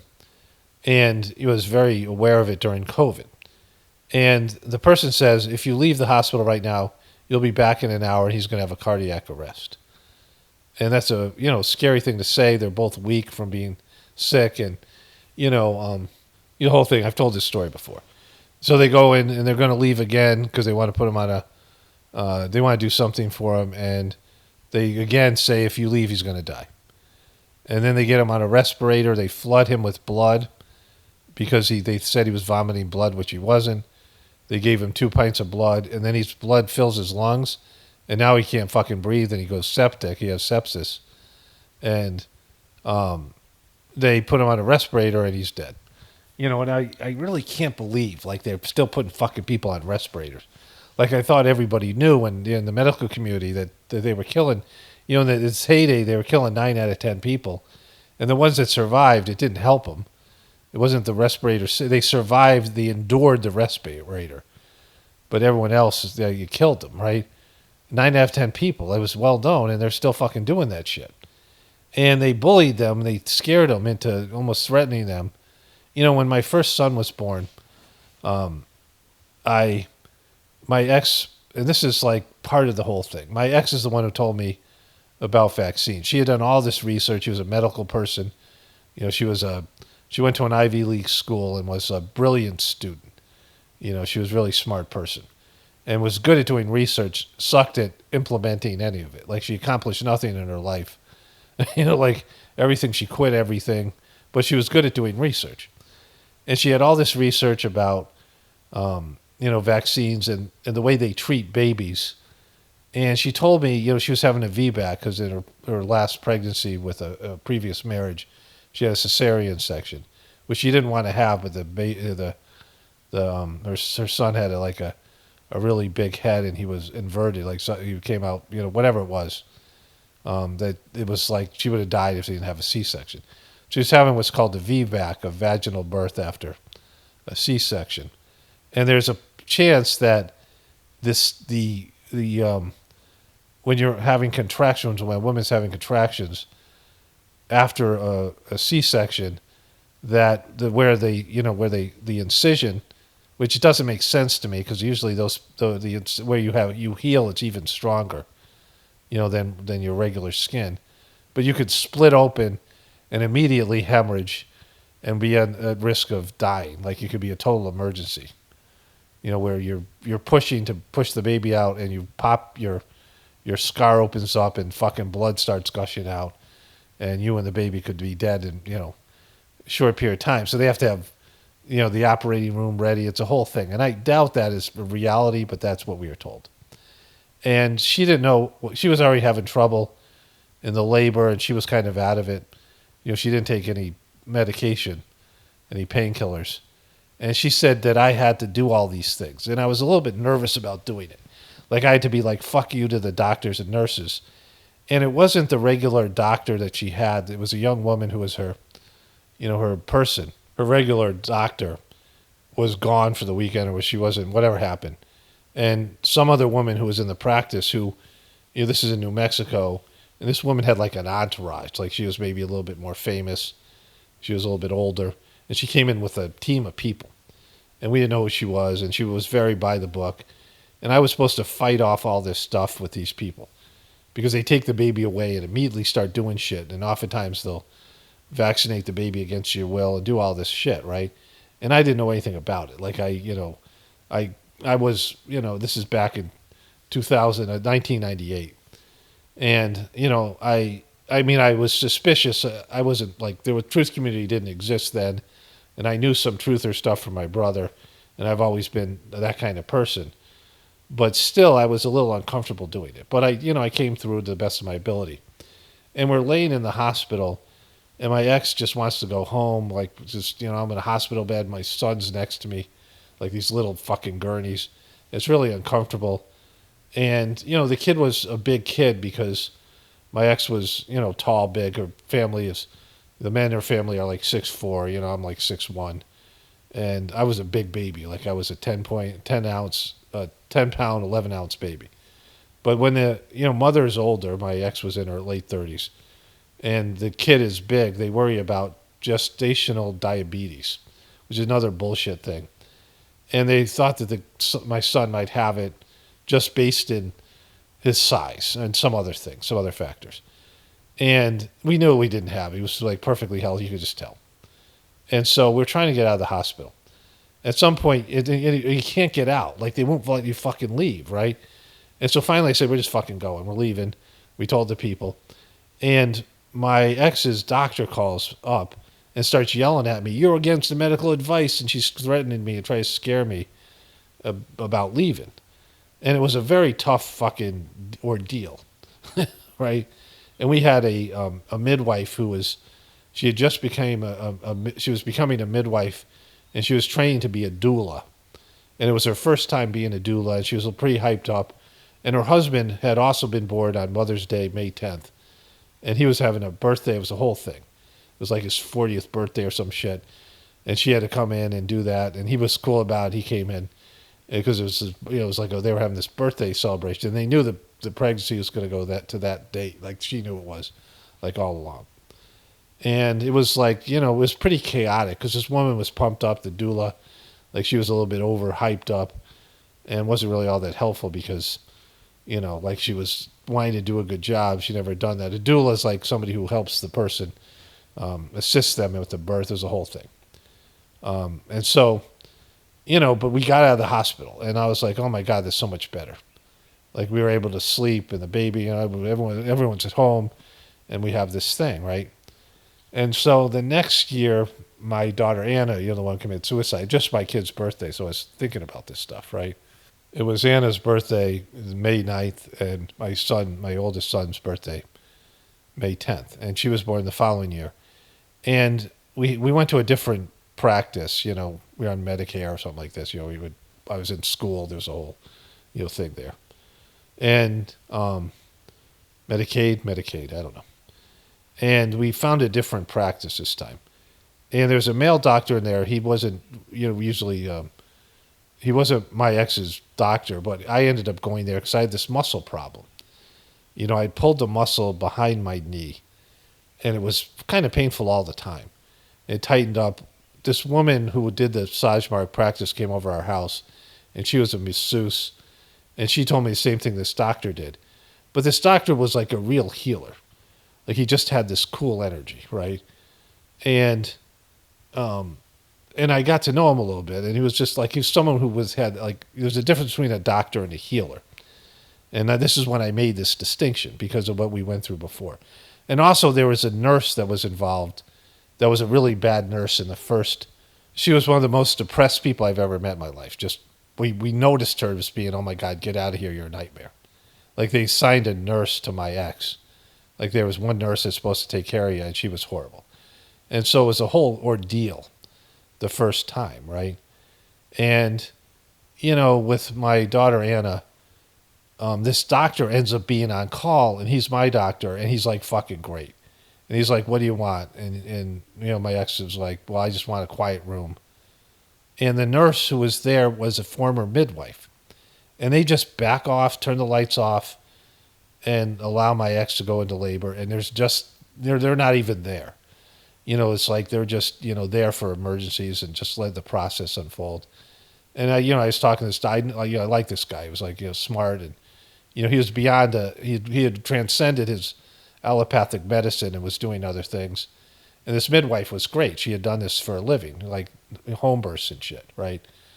And it was just night and day.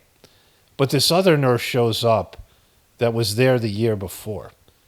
And she's now going into an art therapy program. And I'm, in graduate school in a counseling program that has two things, an art therapy program and a counseling program. And I'd taken some art therapy classes. And she comes in and says that she's doing art therapy as a, graduate student, whatever she's doing. And the hospital's letting her work in this ward she used to work in. Because she has some contact and connections there in this hospital. And she starts talking to my kids. We say it was okay because my ex had two kids, and they're like, 5 or 6 years old. And the woman says she wants to do art therapy with them, and this is like basically babysitting. And so she goes over there and she starts doing art therapy.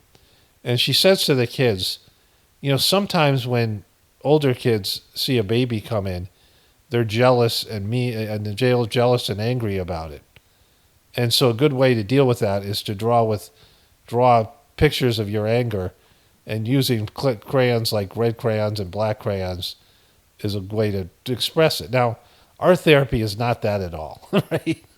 Art therapy is about being able to draw things And through your artwork, you can see your inner condition and have self-realization. There's an assessment, where you do a psychological assessment tool called Draw a Picture. And, when I did a psychological assessment, my first one that I did for graduate school, this woman said that she had a girl that wanted to go through it. Because I couldn't find anybody who would, I'm just not that kind of person where I knew a lot of people who I could ask if I could do a psychological assessment on them. And, I didn't really want to do it. I felt uncomfortable about doing it. And so she had this girl that wanted to do it, and you couldn't do it with somebody you knew. Like, you had to find somebody. It was a whole thing, right? And this girl had issues with her dad. And she drew a picture, and you could clearly see it was her dad. And, and so you had this, and it would look like a picture a little kid would draw. And so you can see things in people's art, and they can look at their art and make realizations about their internal world of things that they're, in denial about, these types of things. You don't tell the person what to draw, what colors to use. You certainly don't tell them how to feel about it ahead of time.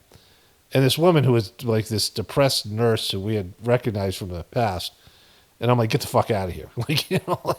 I totally was different than the last. After going through the first experience, I came in with a hostile attitude that, of course we had a great doctor and a great nurse this time.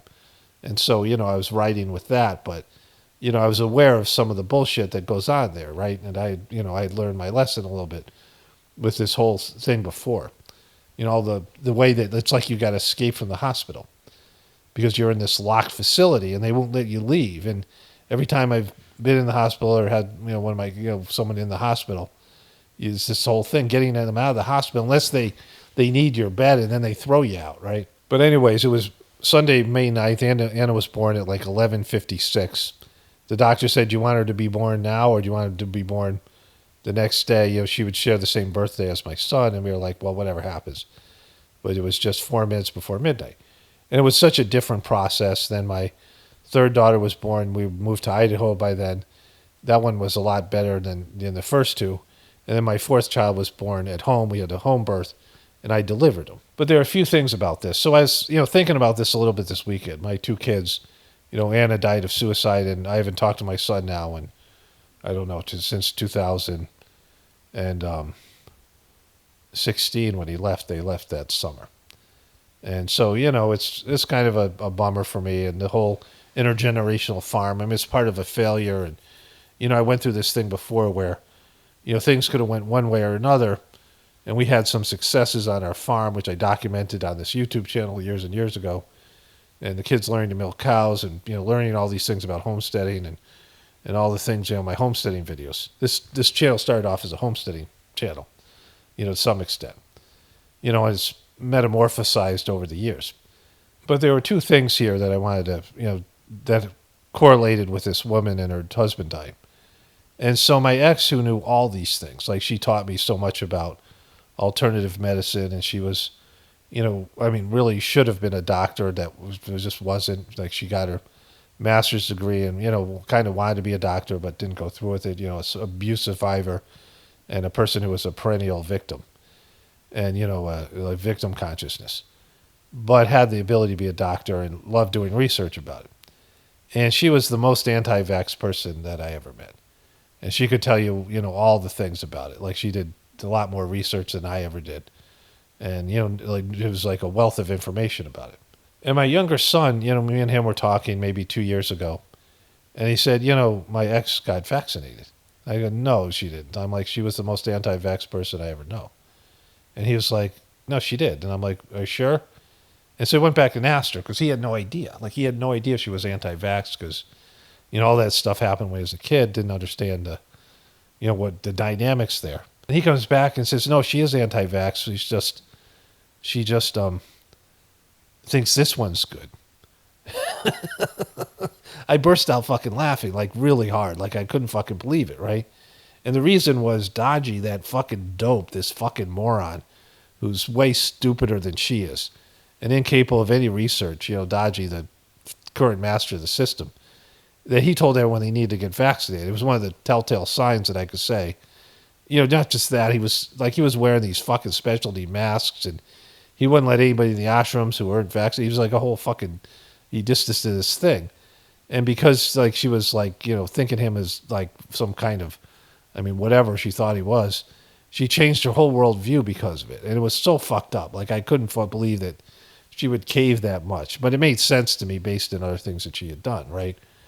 And then my son, I wrote to him and I basically begged him not to get it, my oldest son. Because really, he's really healthy and he was strong and healthy and just not doing well academically. Like he's did some doctorate program. He's doing well. And like I was just saying, please, just look into it. Because, and this is before I knew my ex was getting it. And he didn't write me back and, didn't want to contact me, which is fine. It's not fine, but it is. I've accepted it. And he, he posted this thing on Facebook. Like he doesn't post on Facebook. And it was, I got vaccinated picture. And he's not active on Facebook. And I felt like he did it as a fuck you to me. I don't know. But, it was just kind of a bummer, right? Like this happened, I don't know, a couple years ago. And then, their birthdays come around. And they were such a joy. I was so happy when my kids had birthdays. It was just like spring was in the air. And, it was just this kind of neat time. And I had 3 kids. The youngest son who I delivered was born on the 17th. So I have kids who were born the 9th, 10th, and the 17th of May. And then we have a couple of July birthdays, my daughter and my birthday in July. And there was just this, this period of time and this celebration of all these things. And now it's like a bummer, like it's kind of reversed itself. And so I'm aware of it. Like every year I'm aware of like the failure of the family, like these, these goals that we had and these, this intergenerational family farm and all of it. And, I'm aware of it. Like it's a little bit of a bummer. And a big part of what there's this interaction I had at the treatment center. There's this one kid and he was, the visiting resource. I don't want to go into the whole story I've talked about before, but the kid was just, he was abused by his mom sexually. And he had a visiting resource that was contemplating adopting him. He's probably like a 10-year-old kid. He's been in treatment centers because he had acted out sexually. So as like a little sex offender since he was 5. So he's been in treatment for half of his life, maybe longer. And, his mom called and she was ethnic, right, Greek. And she had a heavy accent. She just said his name. Tom, you had to listen. So staff had to listen to their phone calls because she was like batshit crazy. And you had to monitor the phone calls. And oftentimes the kids would get off the phone and they'd go fucking ballistic. Like they would just lose their shit, right? And so the kid, I had to monitor the phone call one time. I said, if I ever have to do that again, I'm quitting. It was as bad 10 minutes of my life that I've experienced where his mom was saying, let's say his name was Tom. Tom.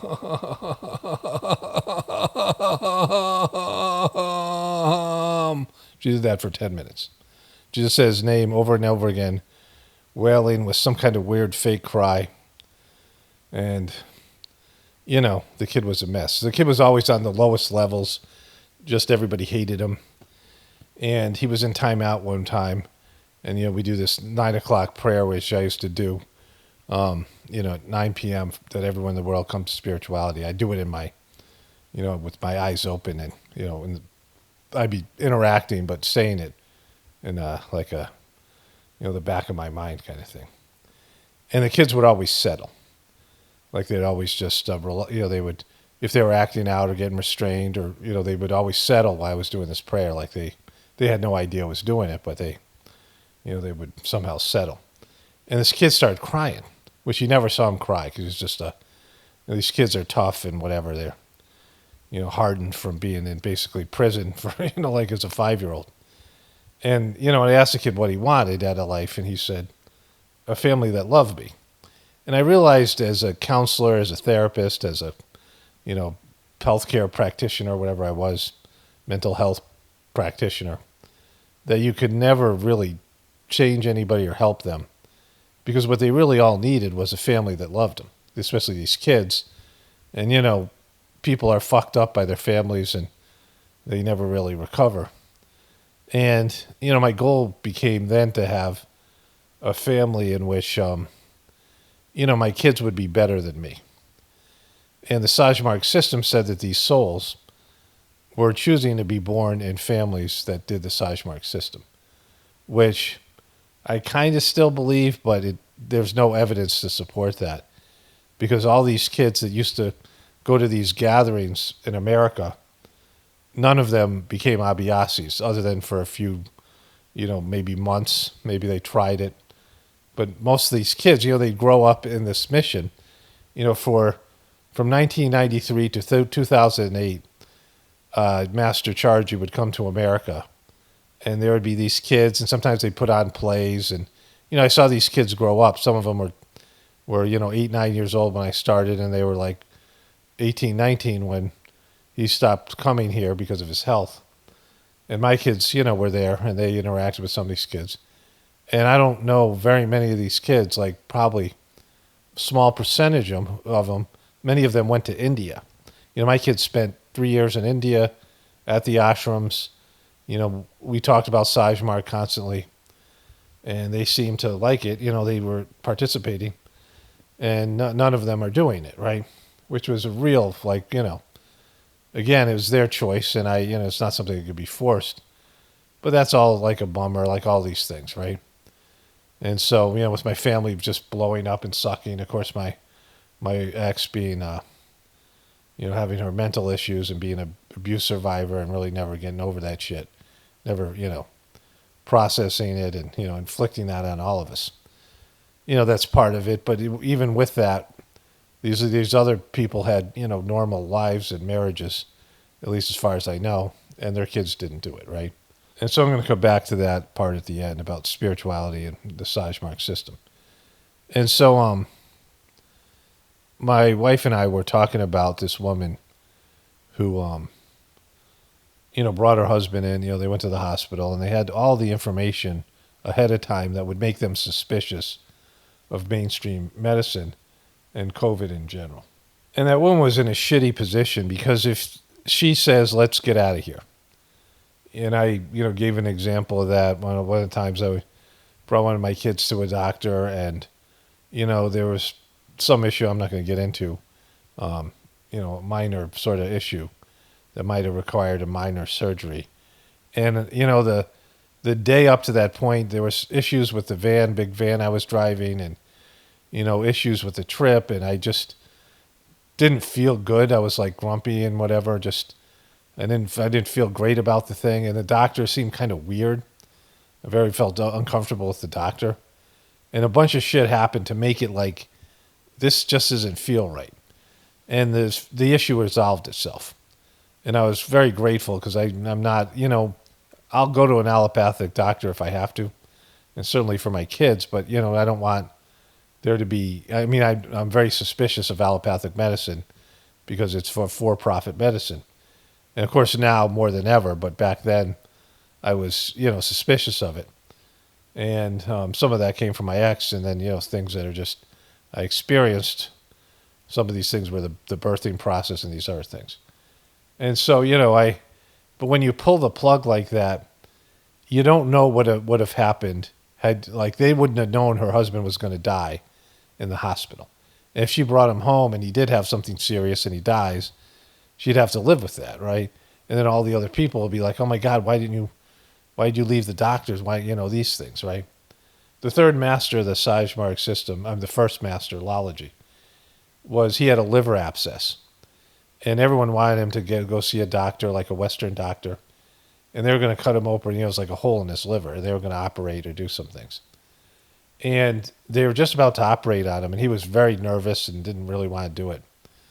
This is in ancient India in the early 1900s.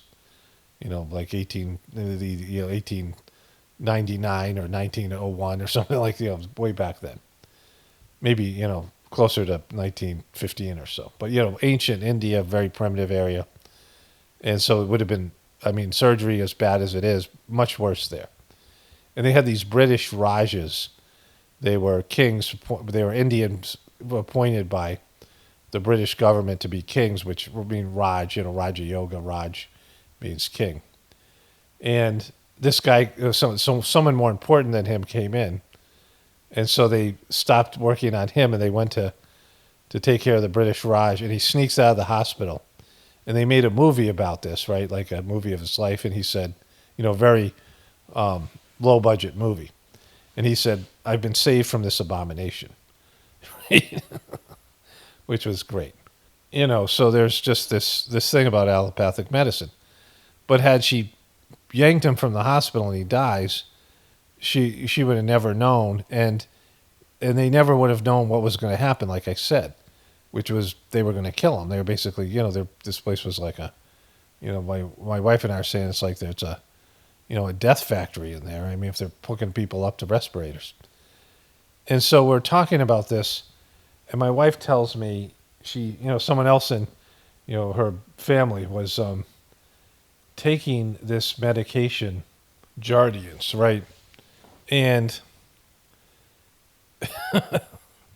I made a video about this. Like, whenever I'm watching sports, or something that I fast forward through the commercials, if I see a medication commercial, I always stop and watch it because I want to hear the side effects. And my wife and I were just watching something the other day, and it had, possibility it could kill you. They said that there's fatalities, also suicidal ideation. And Jardiance had, here's the side effects. Nausea, and vaginal yeast infection, polyuria, diabetic ketotosis, urinary tract infection, allergic reaction, arthralgia, stomach pain, dehydration. Some of these words you don't know what they mean, right? Arthralgia is a joint pain that, whatever. Dizziness, increased thirst, trouble breathing, confusion, hypoglycemia, low blood pressure, rash, upper respiratory tract infection, dizziness or confusion, fast heartbeat, headache, hunger, neocrotizing fasciitis, sweating, and tiredness. But in the commercial, there was some stuff there, and I remember it being fatal, like some of the things. And there was one thing I couldn't remember, but the person that was taking it had 3 major side effects. Ones that I listed, because I said, I remember seeing this. So I'm reading these things as my wife and I are walking. And, we're just talking about this other woman who they just killed, right? And there's a side effects. The ketoacidosis, which I read to you, it can be fatal. In the commercial, it says it can be fatal, so it can kill you. So something that is supposed to prevent diabetes can create ketoacidosis and kill you. But, there's a couple other things that could impair your kidney functioning, dehydration, like dehydrating so bad your kidneys aren't functioning. But then there says a rare occurrence, perineum. There is a bacterial infection in your perineum area between the anus and genitals. I was just talking about taint lickers, right? The taint. So you get a taint infection. Symptoms infection include fever, feeling weak or tired, pain, tiredness, sweating, or redness in the genitals and the area around them.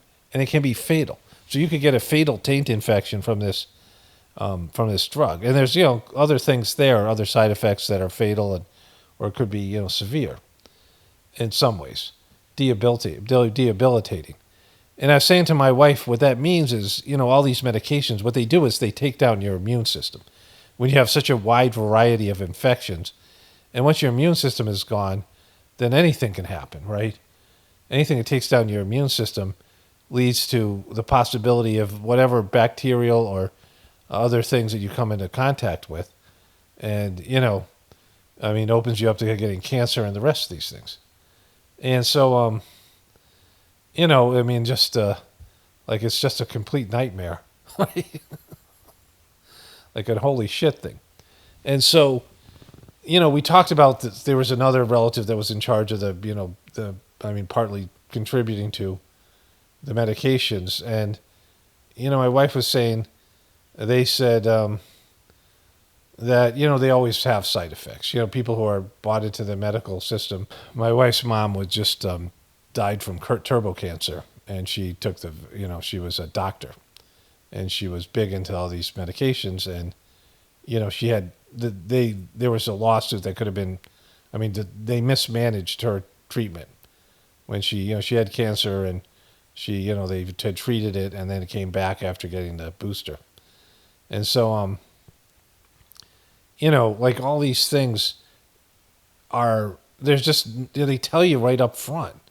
Like, if you're going to take something for diabetes, which is, bad, is a condition, and it may or may not even make it better, and you have a long list of possible side effects, which, once they take down your immune system, then you get other things, and they put you on other medications.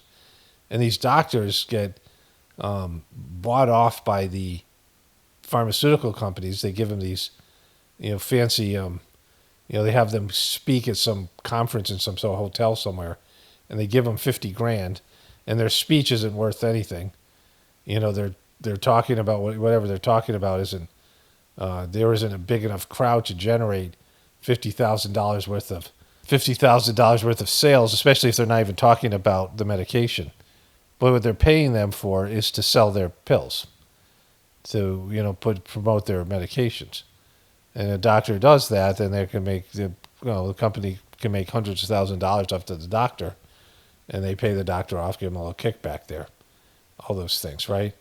But all these things are known, and people always run back. Going back to this woman and her husband, always run back to the medical system when they get scared, or they always run back to the government or whatever it might be, and you'll see it. There's truthers who, all of a sudden they say, oh yeah, I was, they buy into some bullshit truther theories, some bogus right-wing crap, flat earth stuff or QB stuff, and then they come out of it as a reformed truther, and then they're just nightmares. The worst people are the ones that are reformed of something or another, like being like sex addicts or, people who are slutty and, whatever, promiscuous, and then they find God, and then they're the fucking worst, right? Like, they want to, it's not just what they did, but what everyone else is doing now. They want to save everybody else from their fucking mistakes and all that kind of shit, right? And these people who come back from the truth community, and then they get interviewed by CNN, that guy Donny O'Sullivan, and these people, these fucking, anti-truther motherfuckers and all that stuff. And, people who did New Age practices. I had this girl come to my channel, and she had done New Age stuff. And then she did some yoga and stuff and had some bad effects of it. Said, oh, it's demonic. She ran back to Christianity, which fucking blows. Is one of the worst ways to connect to God.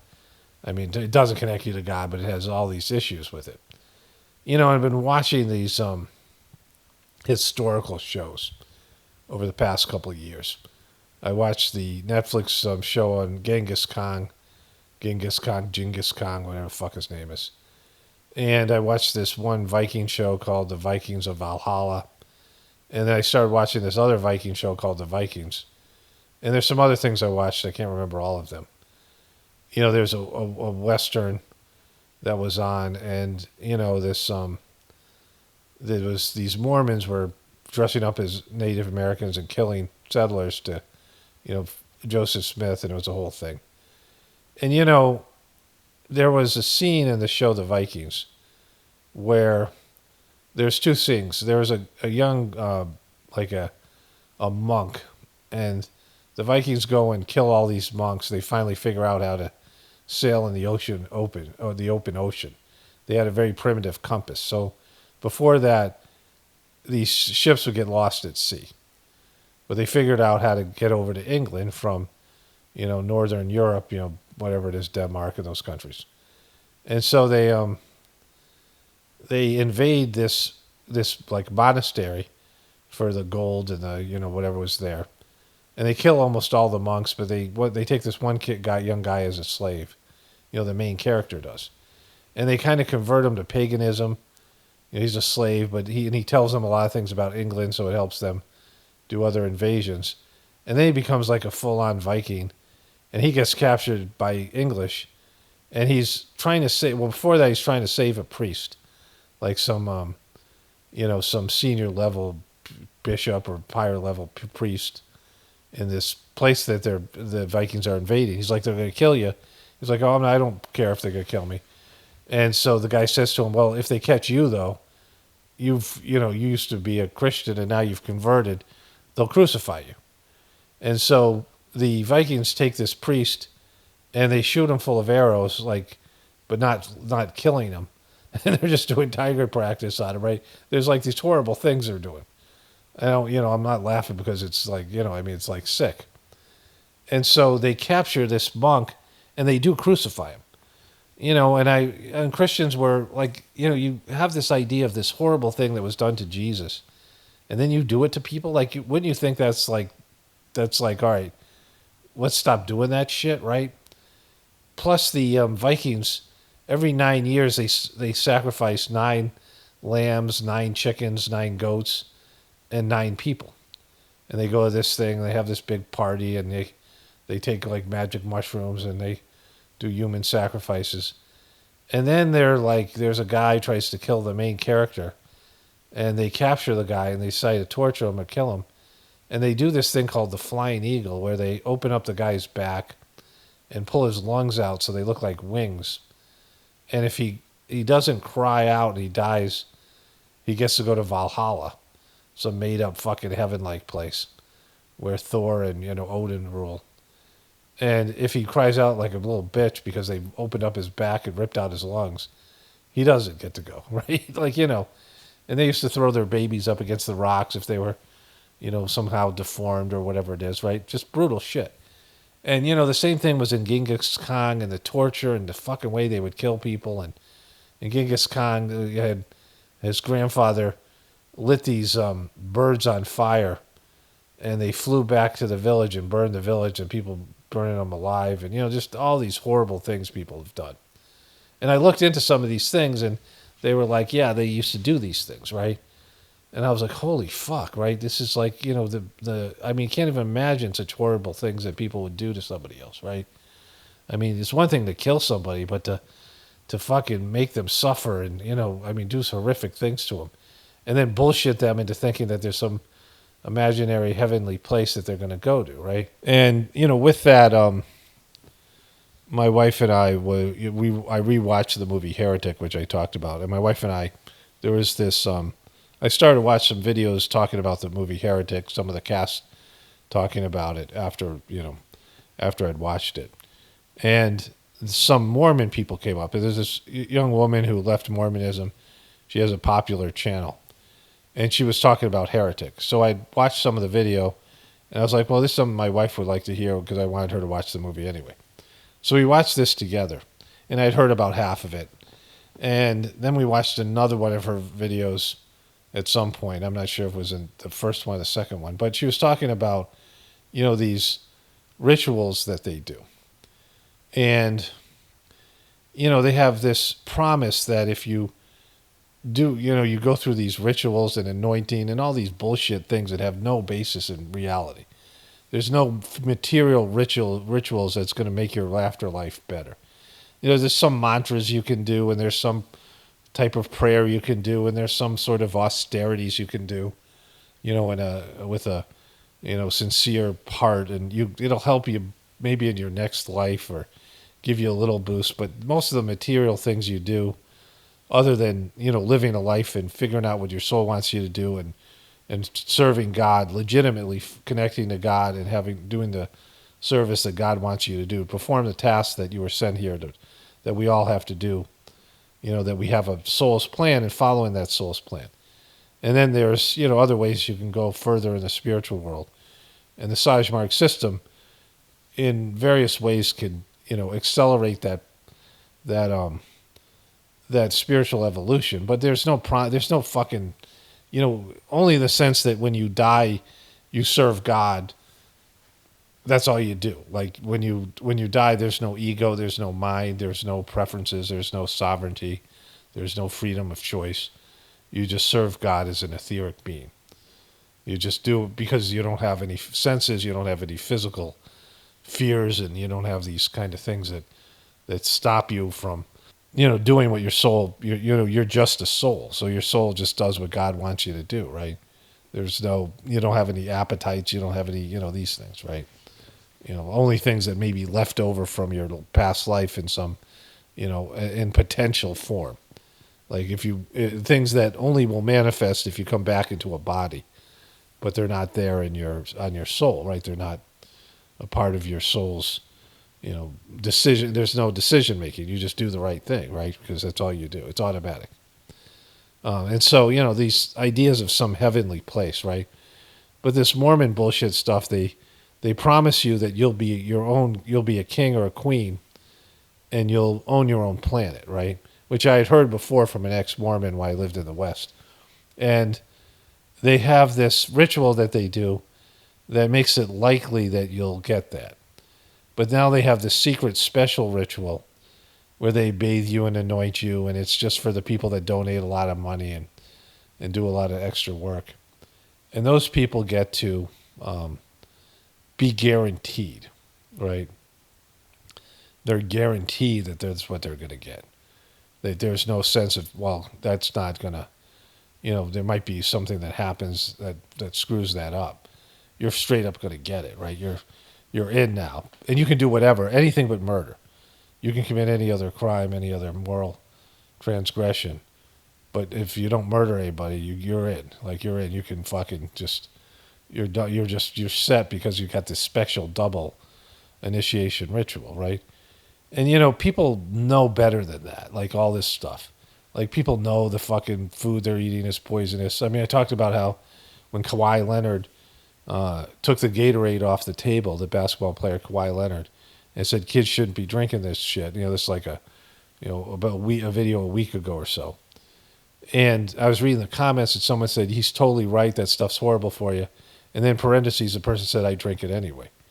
And so the name of this video is She Holds the Hands That Holds Her Down, which is a Pearl Jam song. But also they're turning people into the bubble boy, which is, these medications and then this food you eat are destroying your immune system and make you completely susceptible to all kinds of diseases and physical issues that then they give you other shitty medications that cause more problems and weaken you, and just all this stuff that they do. And then all the addictive shit and the pornography and the video games and the twisted shit that's out there, and the internet addiction and all this stuff, gambling. Everyone knows it's bad for them and they do it anyway, right? And people just don't want to connect to the divinity within them. And, I was looking at, millions of views. I've had, of the videos that are still, that I haven't deleted. There's videos I've deleted, millions of views of videos. But just on my one channel, I have like 120 million video views. And then so many hundreds of millions of video minutes watched. And millions of comments. And millions of people watching my videos. And, I have what I, from my own experience, is something that is there's the solution, which is the Sahaj Marg meditation, right? And I've talked about this in previous videos. And, you can't give it away. It's absolutely free. You can't fucking give it away. Okay, so today's Tuesday, May 13th. I wanted to finish this video yesterday, but I'm glad that I waited. I was starting to get tired out, and I was, leading up to this point here, which is something you're not going to hear. I don't think anybody in history has said what I'm about to say, because, there's like spiritual leaders out there that maybe thought it, but didn't say it out loud, or, it's kind of what Jesus was saying, Father, why hast thou forsaken me? This stuff that's happened to spiritual giants that have come down and been fucked over by humanity, right? And the basic problem is this, that if you look at every religion, and this is what I'm talking about in terms of my YouTube channel and the spiritual element of it, right? That you need some kind of, for human beings to worship God, they need some bullshit promise of an afterlife that doesn't exist. And also some fear fear or guilt to have any sort of effort in relationship with God, and it's just a bullshit effort, right? And so, like all these things I was saying, these various religions, there's always these threats, and if you leave, you do this, whatever it is, you're going to go to hell, you're going to fucking, gods are going to be pissed off at you, fucking, they're going to destroy you. Or, like with Christianity, Jesus died for your sins, you worthless, ungrateful motherfucker, right? You look at him, he's tacked up on the cross. You did this to him. You fucking did this with your fucking sinning. He died for your sins. Who are you to fucking not go to church and not accept him as your Lord and Savior? He died for your sins. Not to, there are other people crucified up there. It wasn't just him, right? There's people next to him, criminals and shit, right? And it's bullshit. You can't die for somebody else's sins. And the thing is that all of these spiritual giants, and they came down for a specific purpose. They had their own issues. And a lot of it was people pulled them fucking down. Like they rose to a high level and they were helping to pull people up. But, they pulled some people up. But mostly they were pulled down because that's what fucking happens. Because people don't want fucking God, right? They don't want to have a relationship with God. Their egos have hijacked their soul's purpose here. And, Gandhi and Jesus and pretty much all of these spiritual giants at one time or another are praying for death. Now, Gandhi and Jesus, I put them together because they were more social. They weren't pure spiritual. And even though people don't compare Gandhi to Jesus, but he was a social reformer. And Jesus was a social reformer. There are people who are a little bit spiritual, but they're mostly about elevating the poor, elevating the people who are left behind, which is nice and compassionate, but it's not, it doesn't work. Not with spirituality. You can't elevate people. And so they were specifically, I know both of them prayed to die, and they were both assassinated, basically, because they realized that people suck and that, they were depressed by it. But every one of these saints and every person that is a little bit spiritual, maybe just some local person that finds God and does good works on a local basis, ends up praying to God to kill them, to get the fuck out of here. Jesus had a spiritual fall. Gandhi wasn't, he was, more of a performative, in a way that's, but, these type of social reformers. But whatever you do, if you have a little bit of spirituality, a little bit of spiritual evolution, and you are hoping to pull people up, you end up depressed and bummed out. It happened with the three masters of the Sahaj Marg system. The first one, Lalaji, he had only 200 people there. Only 200 fucking people. And out of 200 people, there are enough fucking pieces of shit in there that then they were, many of them were like true spiritual seekers. That's the sad part. There's people who actually look to pursue God. They don't need incentives. There's usually something about their ego or whatever. And they turn. Like there's some pure spiritual people. And they get a little spiritual evolution themselves. And they turn. Like it's fucking nightmare, right? It's a fucking nightmare. But for the masses who won't even think about God unless you pressure the shit out of them, and, you tell them, look, you got to go to church or you're going to go to hell, or you're going to fucking heaven, and, your family pressures you into it. How many people are sitting in church and they're thinking about God? They're listening to what's going on.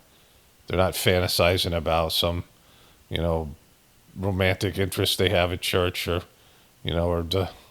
everyone's wearing their Sunday best and whatever, or thinking of bad thoughts and gossiping and all this shit, or, daydreaming, waiting to watch the football games or whatever it might be, right? Like how many really good Christians are there? Like what percentage of the people are actually think about God and read the Bible and, in a way not to be a dick about it and throw it in people's faces and, lord the Bible over them as they win arguments by quoting scripture and posting fucking comments about, well, Jesus said this, and look at this, and look at this, right? That kind of bullshit. But actually feel God's love and, want to, generously expand this, this feeling for other people, right? like really good spiritual interacting with God, like almost none of them. And this is with every religion, because when you have to fucking bribe people, when you have to threaten them and offer some bullshit afterlife, right? 70 virgins and a mule for these, jihadists, if that's even a real thing. I throw in the mule, but they're going to go to heaven with 70 virgins. How the fuck does that work, right? You don't have a dick, right? You're going to get like 70 etheric dicks for your what does virgins even mean? In the etheric level, they don't have a body, right? You're not going to physically have sexual intercourse as an etheric being. But they promise these things, and allegedly these suicide bombers who may or may not even exist, who the fuck knows, like if that's a real thing or not. Like it's all bullshit and lies anyway. But if it is a real thing, like it's a pattern of having to be incentivized to connect to God. That people need lies and manipulation and peer pressure and fear and temptation to have a relationship with God. Every religion has this in it. Some bullshit promise of the afterlife, because you're going to die and you want to, you're going to die, and especially like primitive people where death is just right there. Death is I was talking about the Viking show and some of these other, ancient times, places were war-torn places, and where you can die any moment. Like it's just, right there. And anybody can die any moment, but it's just right there in your face, right? I was talking about the car crash and all that stuff. But you can die any moment, and what happens to you? So, they want a deal, and they have to hear about this deal because it makes them psychologically feel good to know that they're taken care of after death. And then, what happens if you die and you don't go to heaven? Well, you got to go to hell, right? So, but if you incentivize people, you have to give them something, right? You have to promise some glorious pleasure-based afterlife, or impotent, powerless people could be get promised power. You're going to be a king of some planet, and you're going to, if you want, you can bring your wife along. The Mormons, they have this secret name that the wife tells the husband, but the husband doesn't tell the wife his secret name. And God calls the husband, after, like, his wife might be dead years ago, right? She's sitting in her grave. Her soul's just waiting there. And this is why women hate Mormonism. And then the husband hears his secret name that God calls him, and he goes up. And then if he feels like it, he calls his wife. He may or may not do it, and she gets sucked up to heaven. So it means that she has to be extra. She not only has to, kiss the religion's ass and God's ass, but she has to kiss her husband's ass to make sure that he calls her up after she, this bullshit stuff that people, like people buy this shit, right? Like, how, why do you get your own planet, right? Like, why would you get that? Well, that's what they, back in those days, people wanted to be a king. Being a king was a big deal. Being a queen, whatever it is. And so they wanted these things. So they thought, all right, what do people want? Well, let's sell them that shit, right? And so, the truth of the matter is that when you are an actually spiritual person, you're going to suffer more pain than the average person. Number one, you have to go through cleaning. So anything you've brought in from a past life, here's some scars, these things. This is why Sahaj Marg is so much better than all these other, let's say Sahaj Marg was completely bullshit. It doesn't sugarcoat anything. And it's not bullshit because the transmission and cleaning work, right? But that's why there are people who won't do it. Because, you're not, there's nothing for your ego to grab onto. And so, this is what the truth is. When you become a spiritual person, it isn't going to make your life better. It'll make your ability to deal with life better. And when you have a relationship with God, like, it's an amazing thing. It's an amazing thing to have a relationship with God. I've done this for 33 years, I think now. I guess it'll be 32 in August. August 3rd, 1993. And it's an amazing thing to have a relationship with God. A fucking amazing thing. Like, it's just, in fact, it's like you're not living a life without it. It's just the best thing. And having connection to God. And regardless of what's going on with your life, the good, the bad, the ugly, the great stuff, none of those stuff really things matter as much anymore. Like, it's just, you want to get back to and spend time getting focused and connecting to God. I've just had this sort of spiritual breakthrough. There's times that I'm speaking from memory, and there's times I'm speaking from having intense, interconnected experience with God, where I'm like, oh my God, yeah, how amazing this is. Like, I forgot how great it is. Because, when it's happening, memories are, kind of cool. But other than I was talking about trauma and the original audio, which those of you who want to go back and listen to the whole thing, it'll be on the Gratefullness meditation channel, I believe, on Saturday. Today's Tuesday, May 13th. This video will be up on my regular channel. And then I'll put this whole video and then the audio up on Gratefullness meditation. And it'll also be a journey series, probably tomorrow, maybe Wednesday. I don't know. Probably Wednesday. And so, it'll be a complete video there as well. I have these times where it's very intense, the experiences and the connection. Very aware of it. I go through a deep cleaning and I'm like, oh, this thing's so amazing. The Sahaj Marg system. I'm really like, in it in a way that it's so tangible, as much as the spiritual thing can be tangible. And I'm like, oh my God, this thing's so amazing. I'm so lucky. I'm so grateful that I have this practice and I'm able to have these, moments or whatever it is. And then, on a daily basis, the connection is there through the prayer and the meditations and just, when I do the YouTube videos, I can feel the energy flowing through and the connection. And, it's just living my life before that, before I was 29. And then the moments, these years where I get pulled away from it and, whatever it is. And a couple times I quit. I kind of quit. I knew it was like a bullshit, just having a, tantrum, kind of quitting, like, which people go through. But, and immediately knowing that I can't quit because it's all there is, right? Even though, that whatever, I want to blame God for this, that, and the other thing. And then, I had that resentment for God that got pulled out. It was an amazing cleaning, I was going through divorce and being ostracized in the Sahaj Marg mission, which were like the best things that happened to me, right? And so I can speak from experience that it's just the best thing. And, all this bullshit about making your life better, well, it does make your life better in a way that, isn't sellable. It makes your life better, not makes you rich and powerful, not makes your life easy. In fact, things have to be pulled out of you that might take many lives for you to clean out on your own.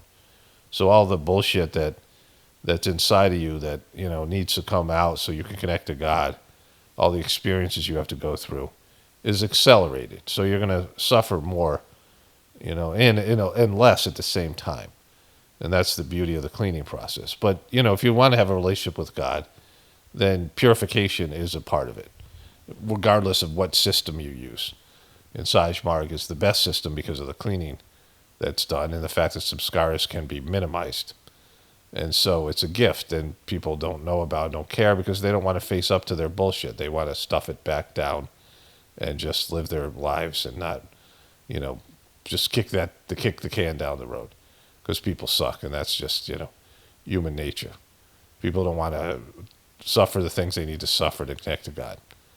And, all the people out there, all the religions out there that say you don't have to suffer, well, they're, Jesus died for your sins, well, they're lying to you.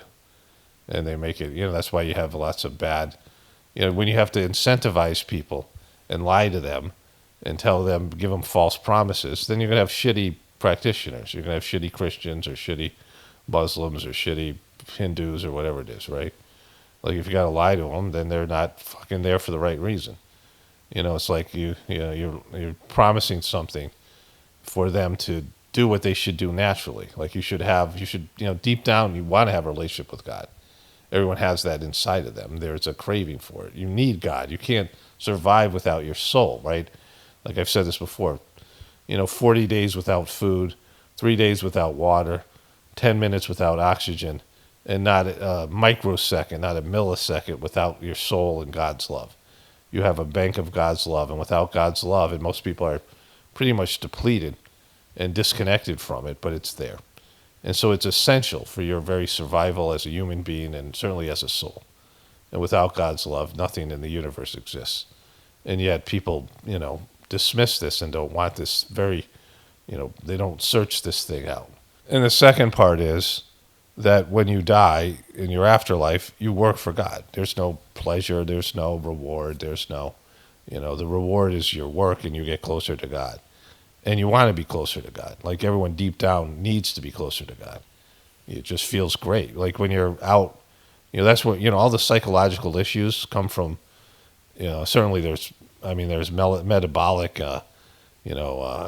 stuff that's, things that are part of the food, chemicals and shit, toxins and bad shit in the food system and in the medicines and things that are part of that. But really it's about disconnection from God. Depression is when you don't have a goal and you're not living the life you're supposed to live, right?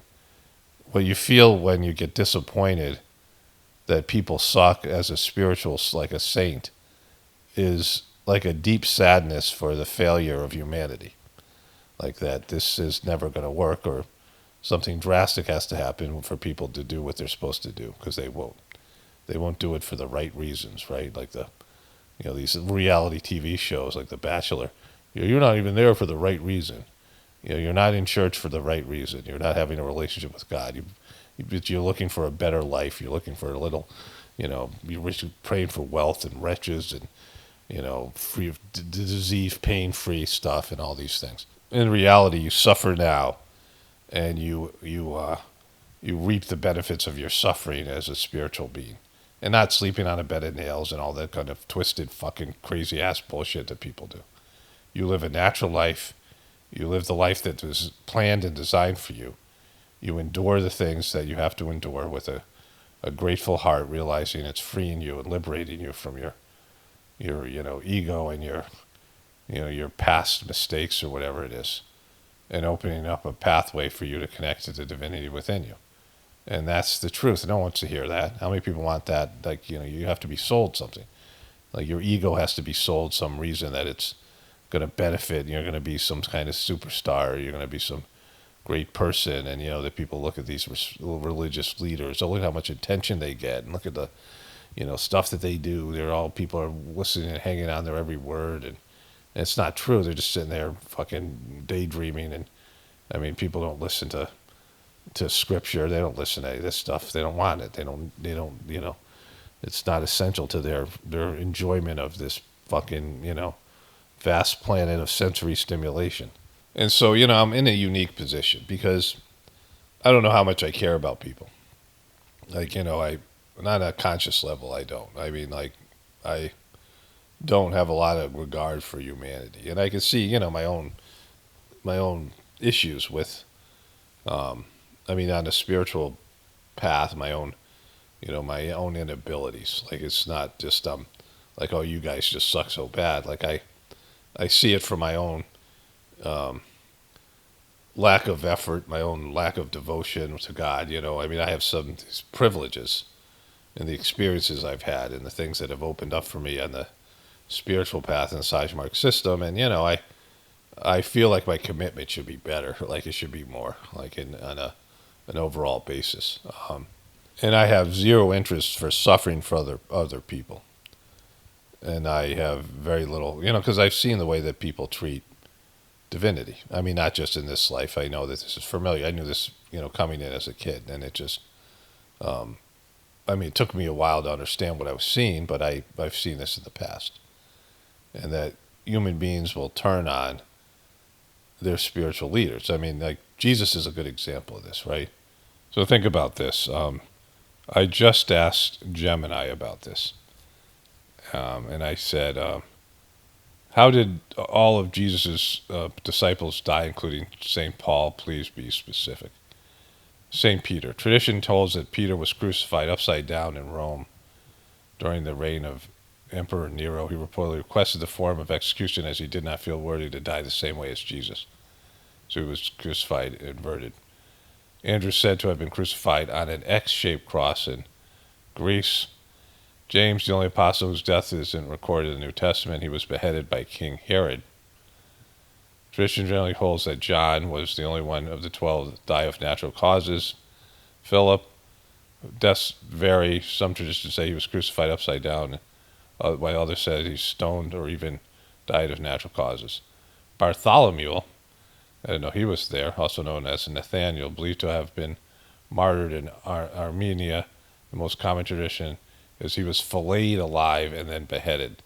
Thomas tradition, he was stabbed with a spear in India, where he had traveled to spread Christianity. Which I really doubt that happened, because in India, they are open to other traditions. Accounts of Matthew's deaths vary. Some say that he was burned, stoned, beheaded. James, some traditions said he was stoned and then beaten with a club to death for refusing to deny his faith in Jerusalem.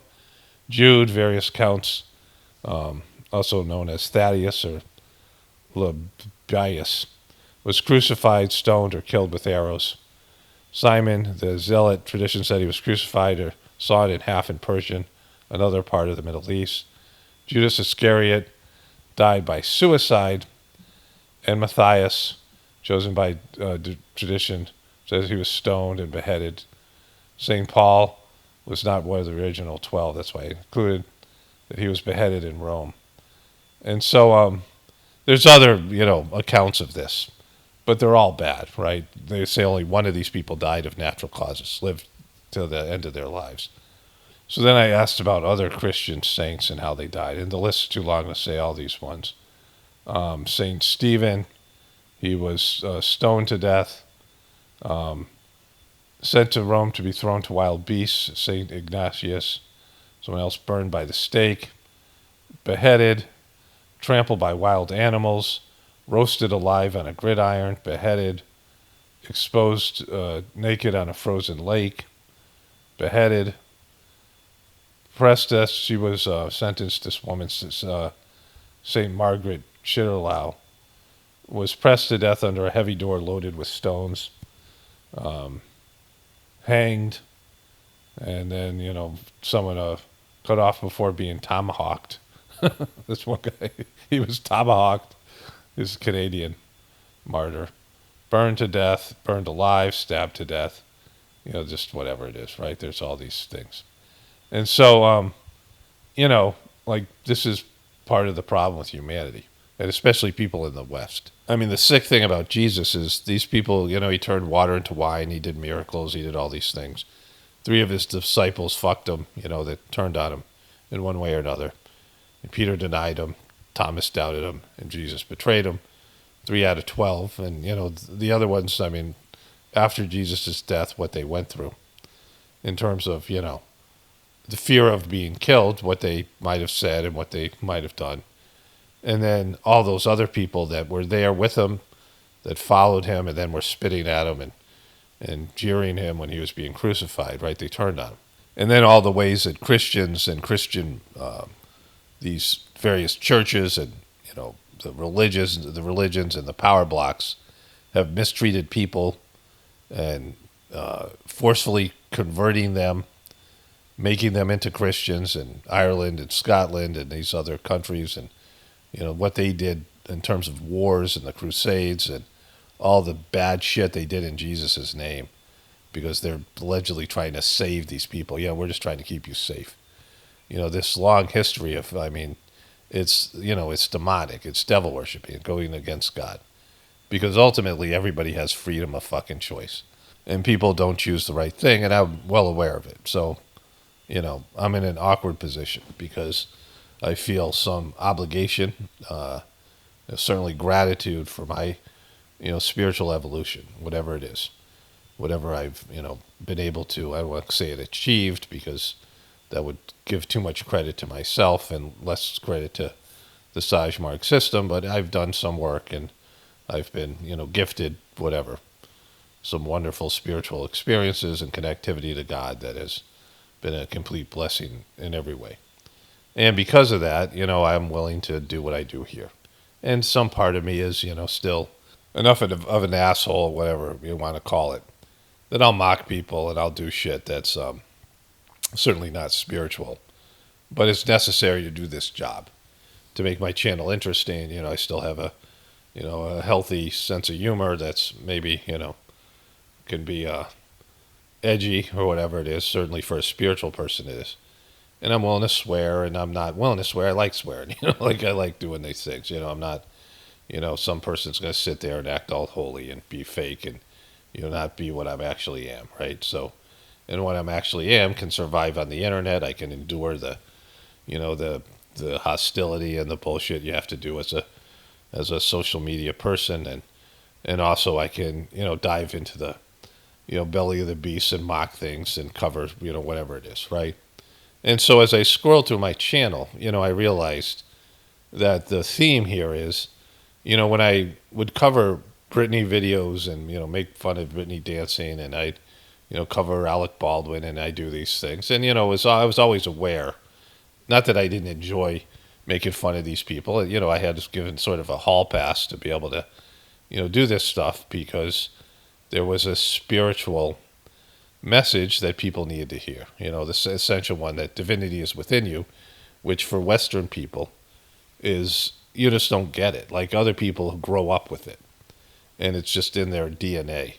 But white people in the Americas, Europe and these countries, it's just not there. Like it's never been there.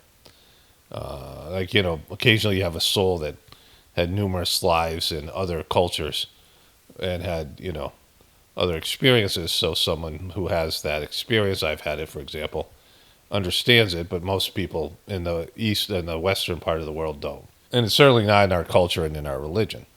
And so we don't get it. And it's there to get, but we don't, And so it's a very simple message. I wrote a little children's book about it and all that stuff. And I would put it in as much as I could, but not enough to chase people away. But then YouTube stopped rewarding me for making fun of Britney dance. In fact, they demonetized some of my videos because of her, the way that she dressed, like, scantily dressed thing that she was doing, whatever. Or whatever these other things that I cover here that are about celebrities. And I just, after a while, I just couldn't do it really anymore. I mean, I just, occasionally I can. But I mean, at some point, I had to evolve to talking about things like I'm doing now, like more in-depth spiritual stuff.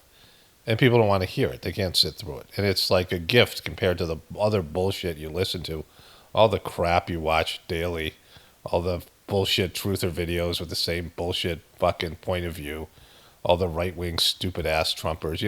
When I was making fun of Biden, the Trumpers were here, but, now you buy into that motherfucker who's like a, the epitome of like a, an ego run amok. Trump is a demon. And just all this stuff, like the political stuff, all this stuff, the fucking flat earth bullshit, like all these things. And, the low level, the low, fucking low vibrational, low consciousness bullshit. And it's harder and harder for me to descend down into it. Like it's a cesspit of, ignorance and stupidity, and, it just doesn't matter. Like the fucking world's burning and you're dealing with these things. And, I just saw there's a headline, inflation has slowed. And although Trump is like a complete fuck up, which everyone should be able to see, he now has this report that inflation has slowed. And as long as people aren't suffering, they're not going to turn on him, the Trumpers, and, they're not going to face the truth about him, and then they might not even, because they just want to be told what they want to be told. And that's what Trump's able to do for them. They want somebody to tell them how great they are and, validate their beliefs and their worldview. And it's a sickness and it's a sad thing. And that's humanity. And so, there's two parallel things that I've had, where YouTube promotes the stupidest ass, like low vibrational, immature, crappy shit. I mean, that's what they want. That's what they've become. Even like truther stuff, mundane level, low consciousness truther stuff, it probably gets a little bit more promotion as a form of disinformation.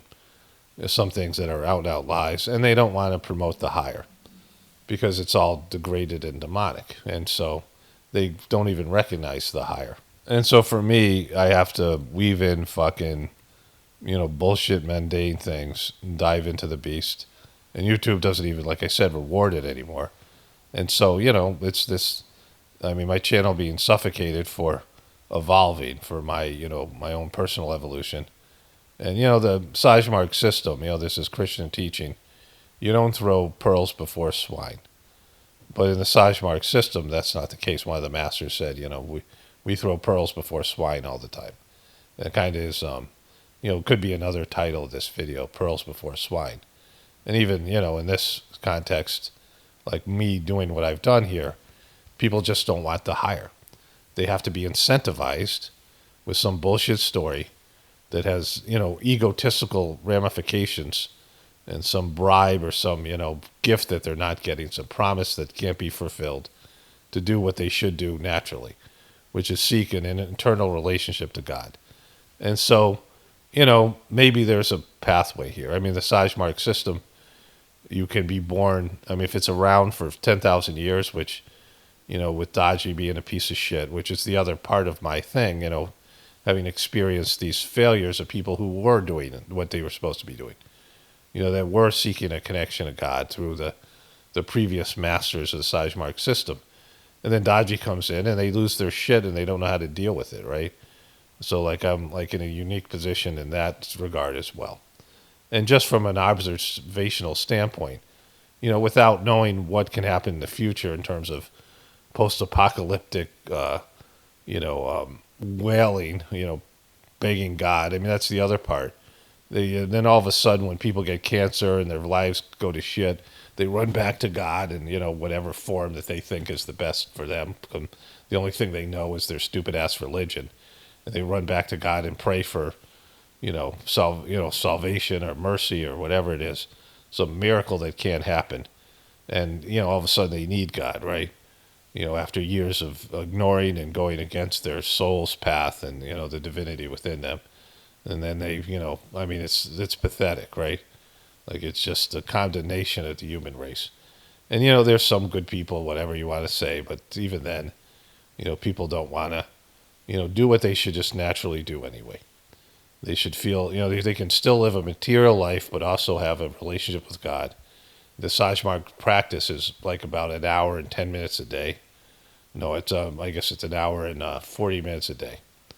You're devoting an hour, and depending on even if you don't meditate for a whole hour, which people don't. So, it's an hour meditation in the morning, a half hour cleaning, and some prayer before you go to bed, and the 9 o'clock prayer, which is 15 minutes. And, just committing a little bit of your time. The majority of your time is living your material life, and then feeling the connection to God and working through it and following God's path and lead and, to where at some point it becomes all encompassing that, everything you do is in conjunction with your relationship with God. And your life is, a dream then in terms of you're on the right path and you feel good and you see things and your consciousness raises and you do more and more work for God because it feels great to do it. And you have, this, once Babaji was asked, like, what are you? Like, what describe yourself, which is a fucked up thing to ask to a spiritual person. But he said, I am what I ought to be. I am what God wanted me to be, right? I am what I ought to be. And when you become what you ought to be, or even if when you're becoming what you ought to be, it feels so much better than just fumbling around, fucking making mistakes, doing bullshit, and just self-directed thing, right? And so, it's a gift. And those of us who've tasted it or experienced it a little bit, even, ups and downs, and I mean, it's a tough thing tumultuous thing, and certainly when you have to deal with people, and then all of a sudden you become not responsible, but you're given a position, or like what I have here of disseminating information to people, and you just see it. Like I've experienced this. People suck and they don't want to do what their soul wants them to do.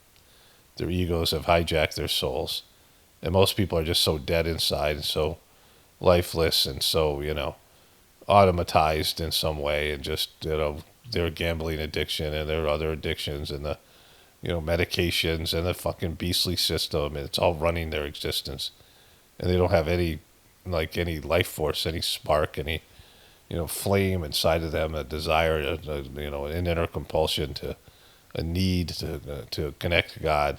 a curiosity of, what's out there on a spiritual level, what's inside of them. In fact, they're scared shitless of it. They're scared shitless of the saint they could become. They fear the demon inside of them, but they fear the saint even more. And it's a sad state of affairs. And so, that's what I'm dealing with. Only spirituality will save this world. It's Paul Romano, definitely pointing for the Apocalaughs. And the Ascension. Everyone have a blessed day and be grateful.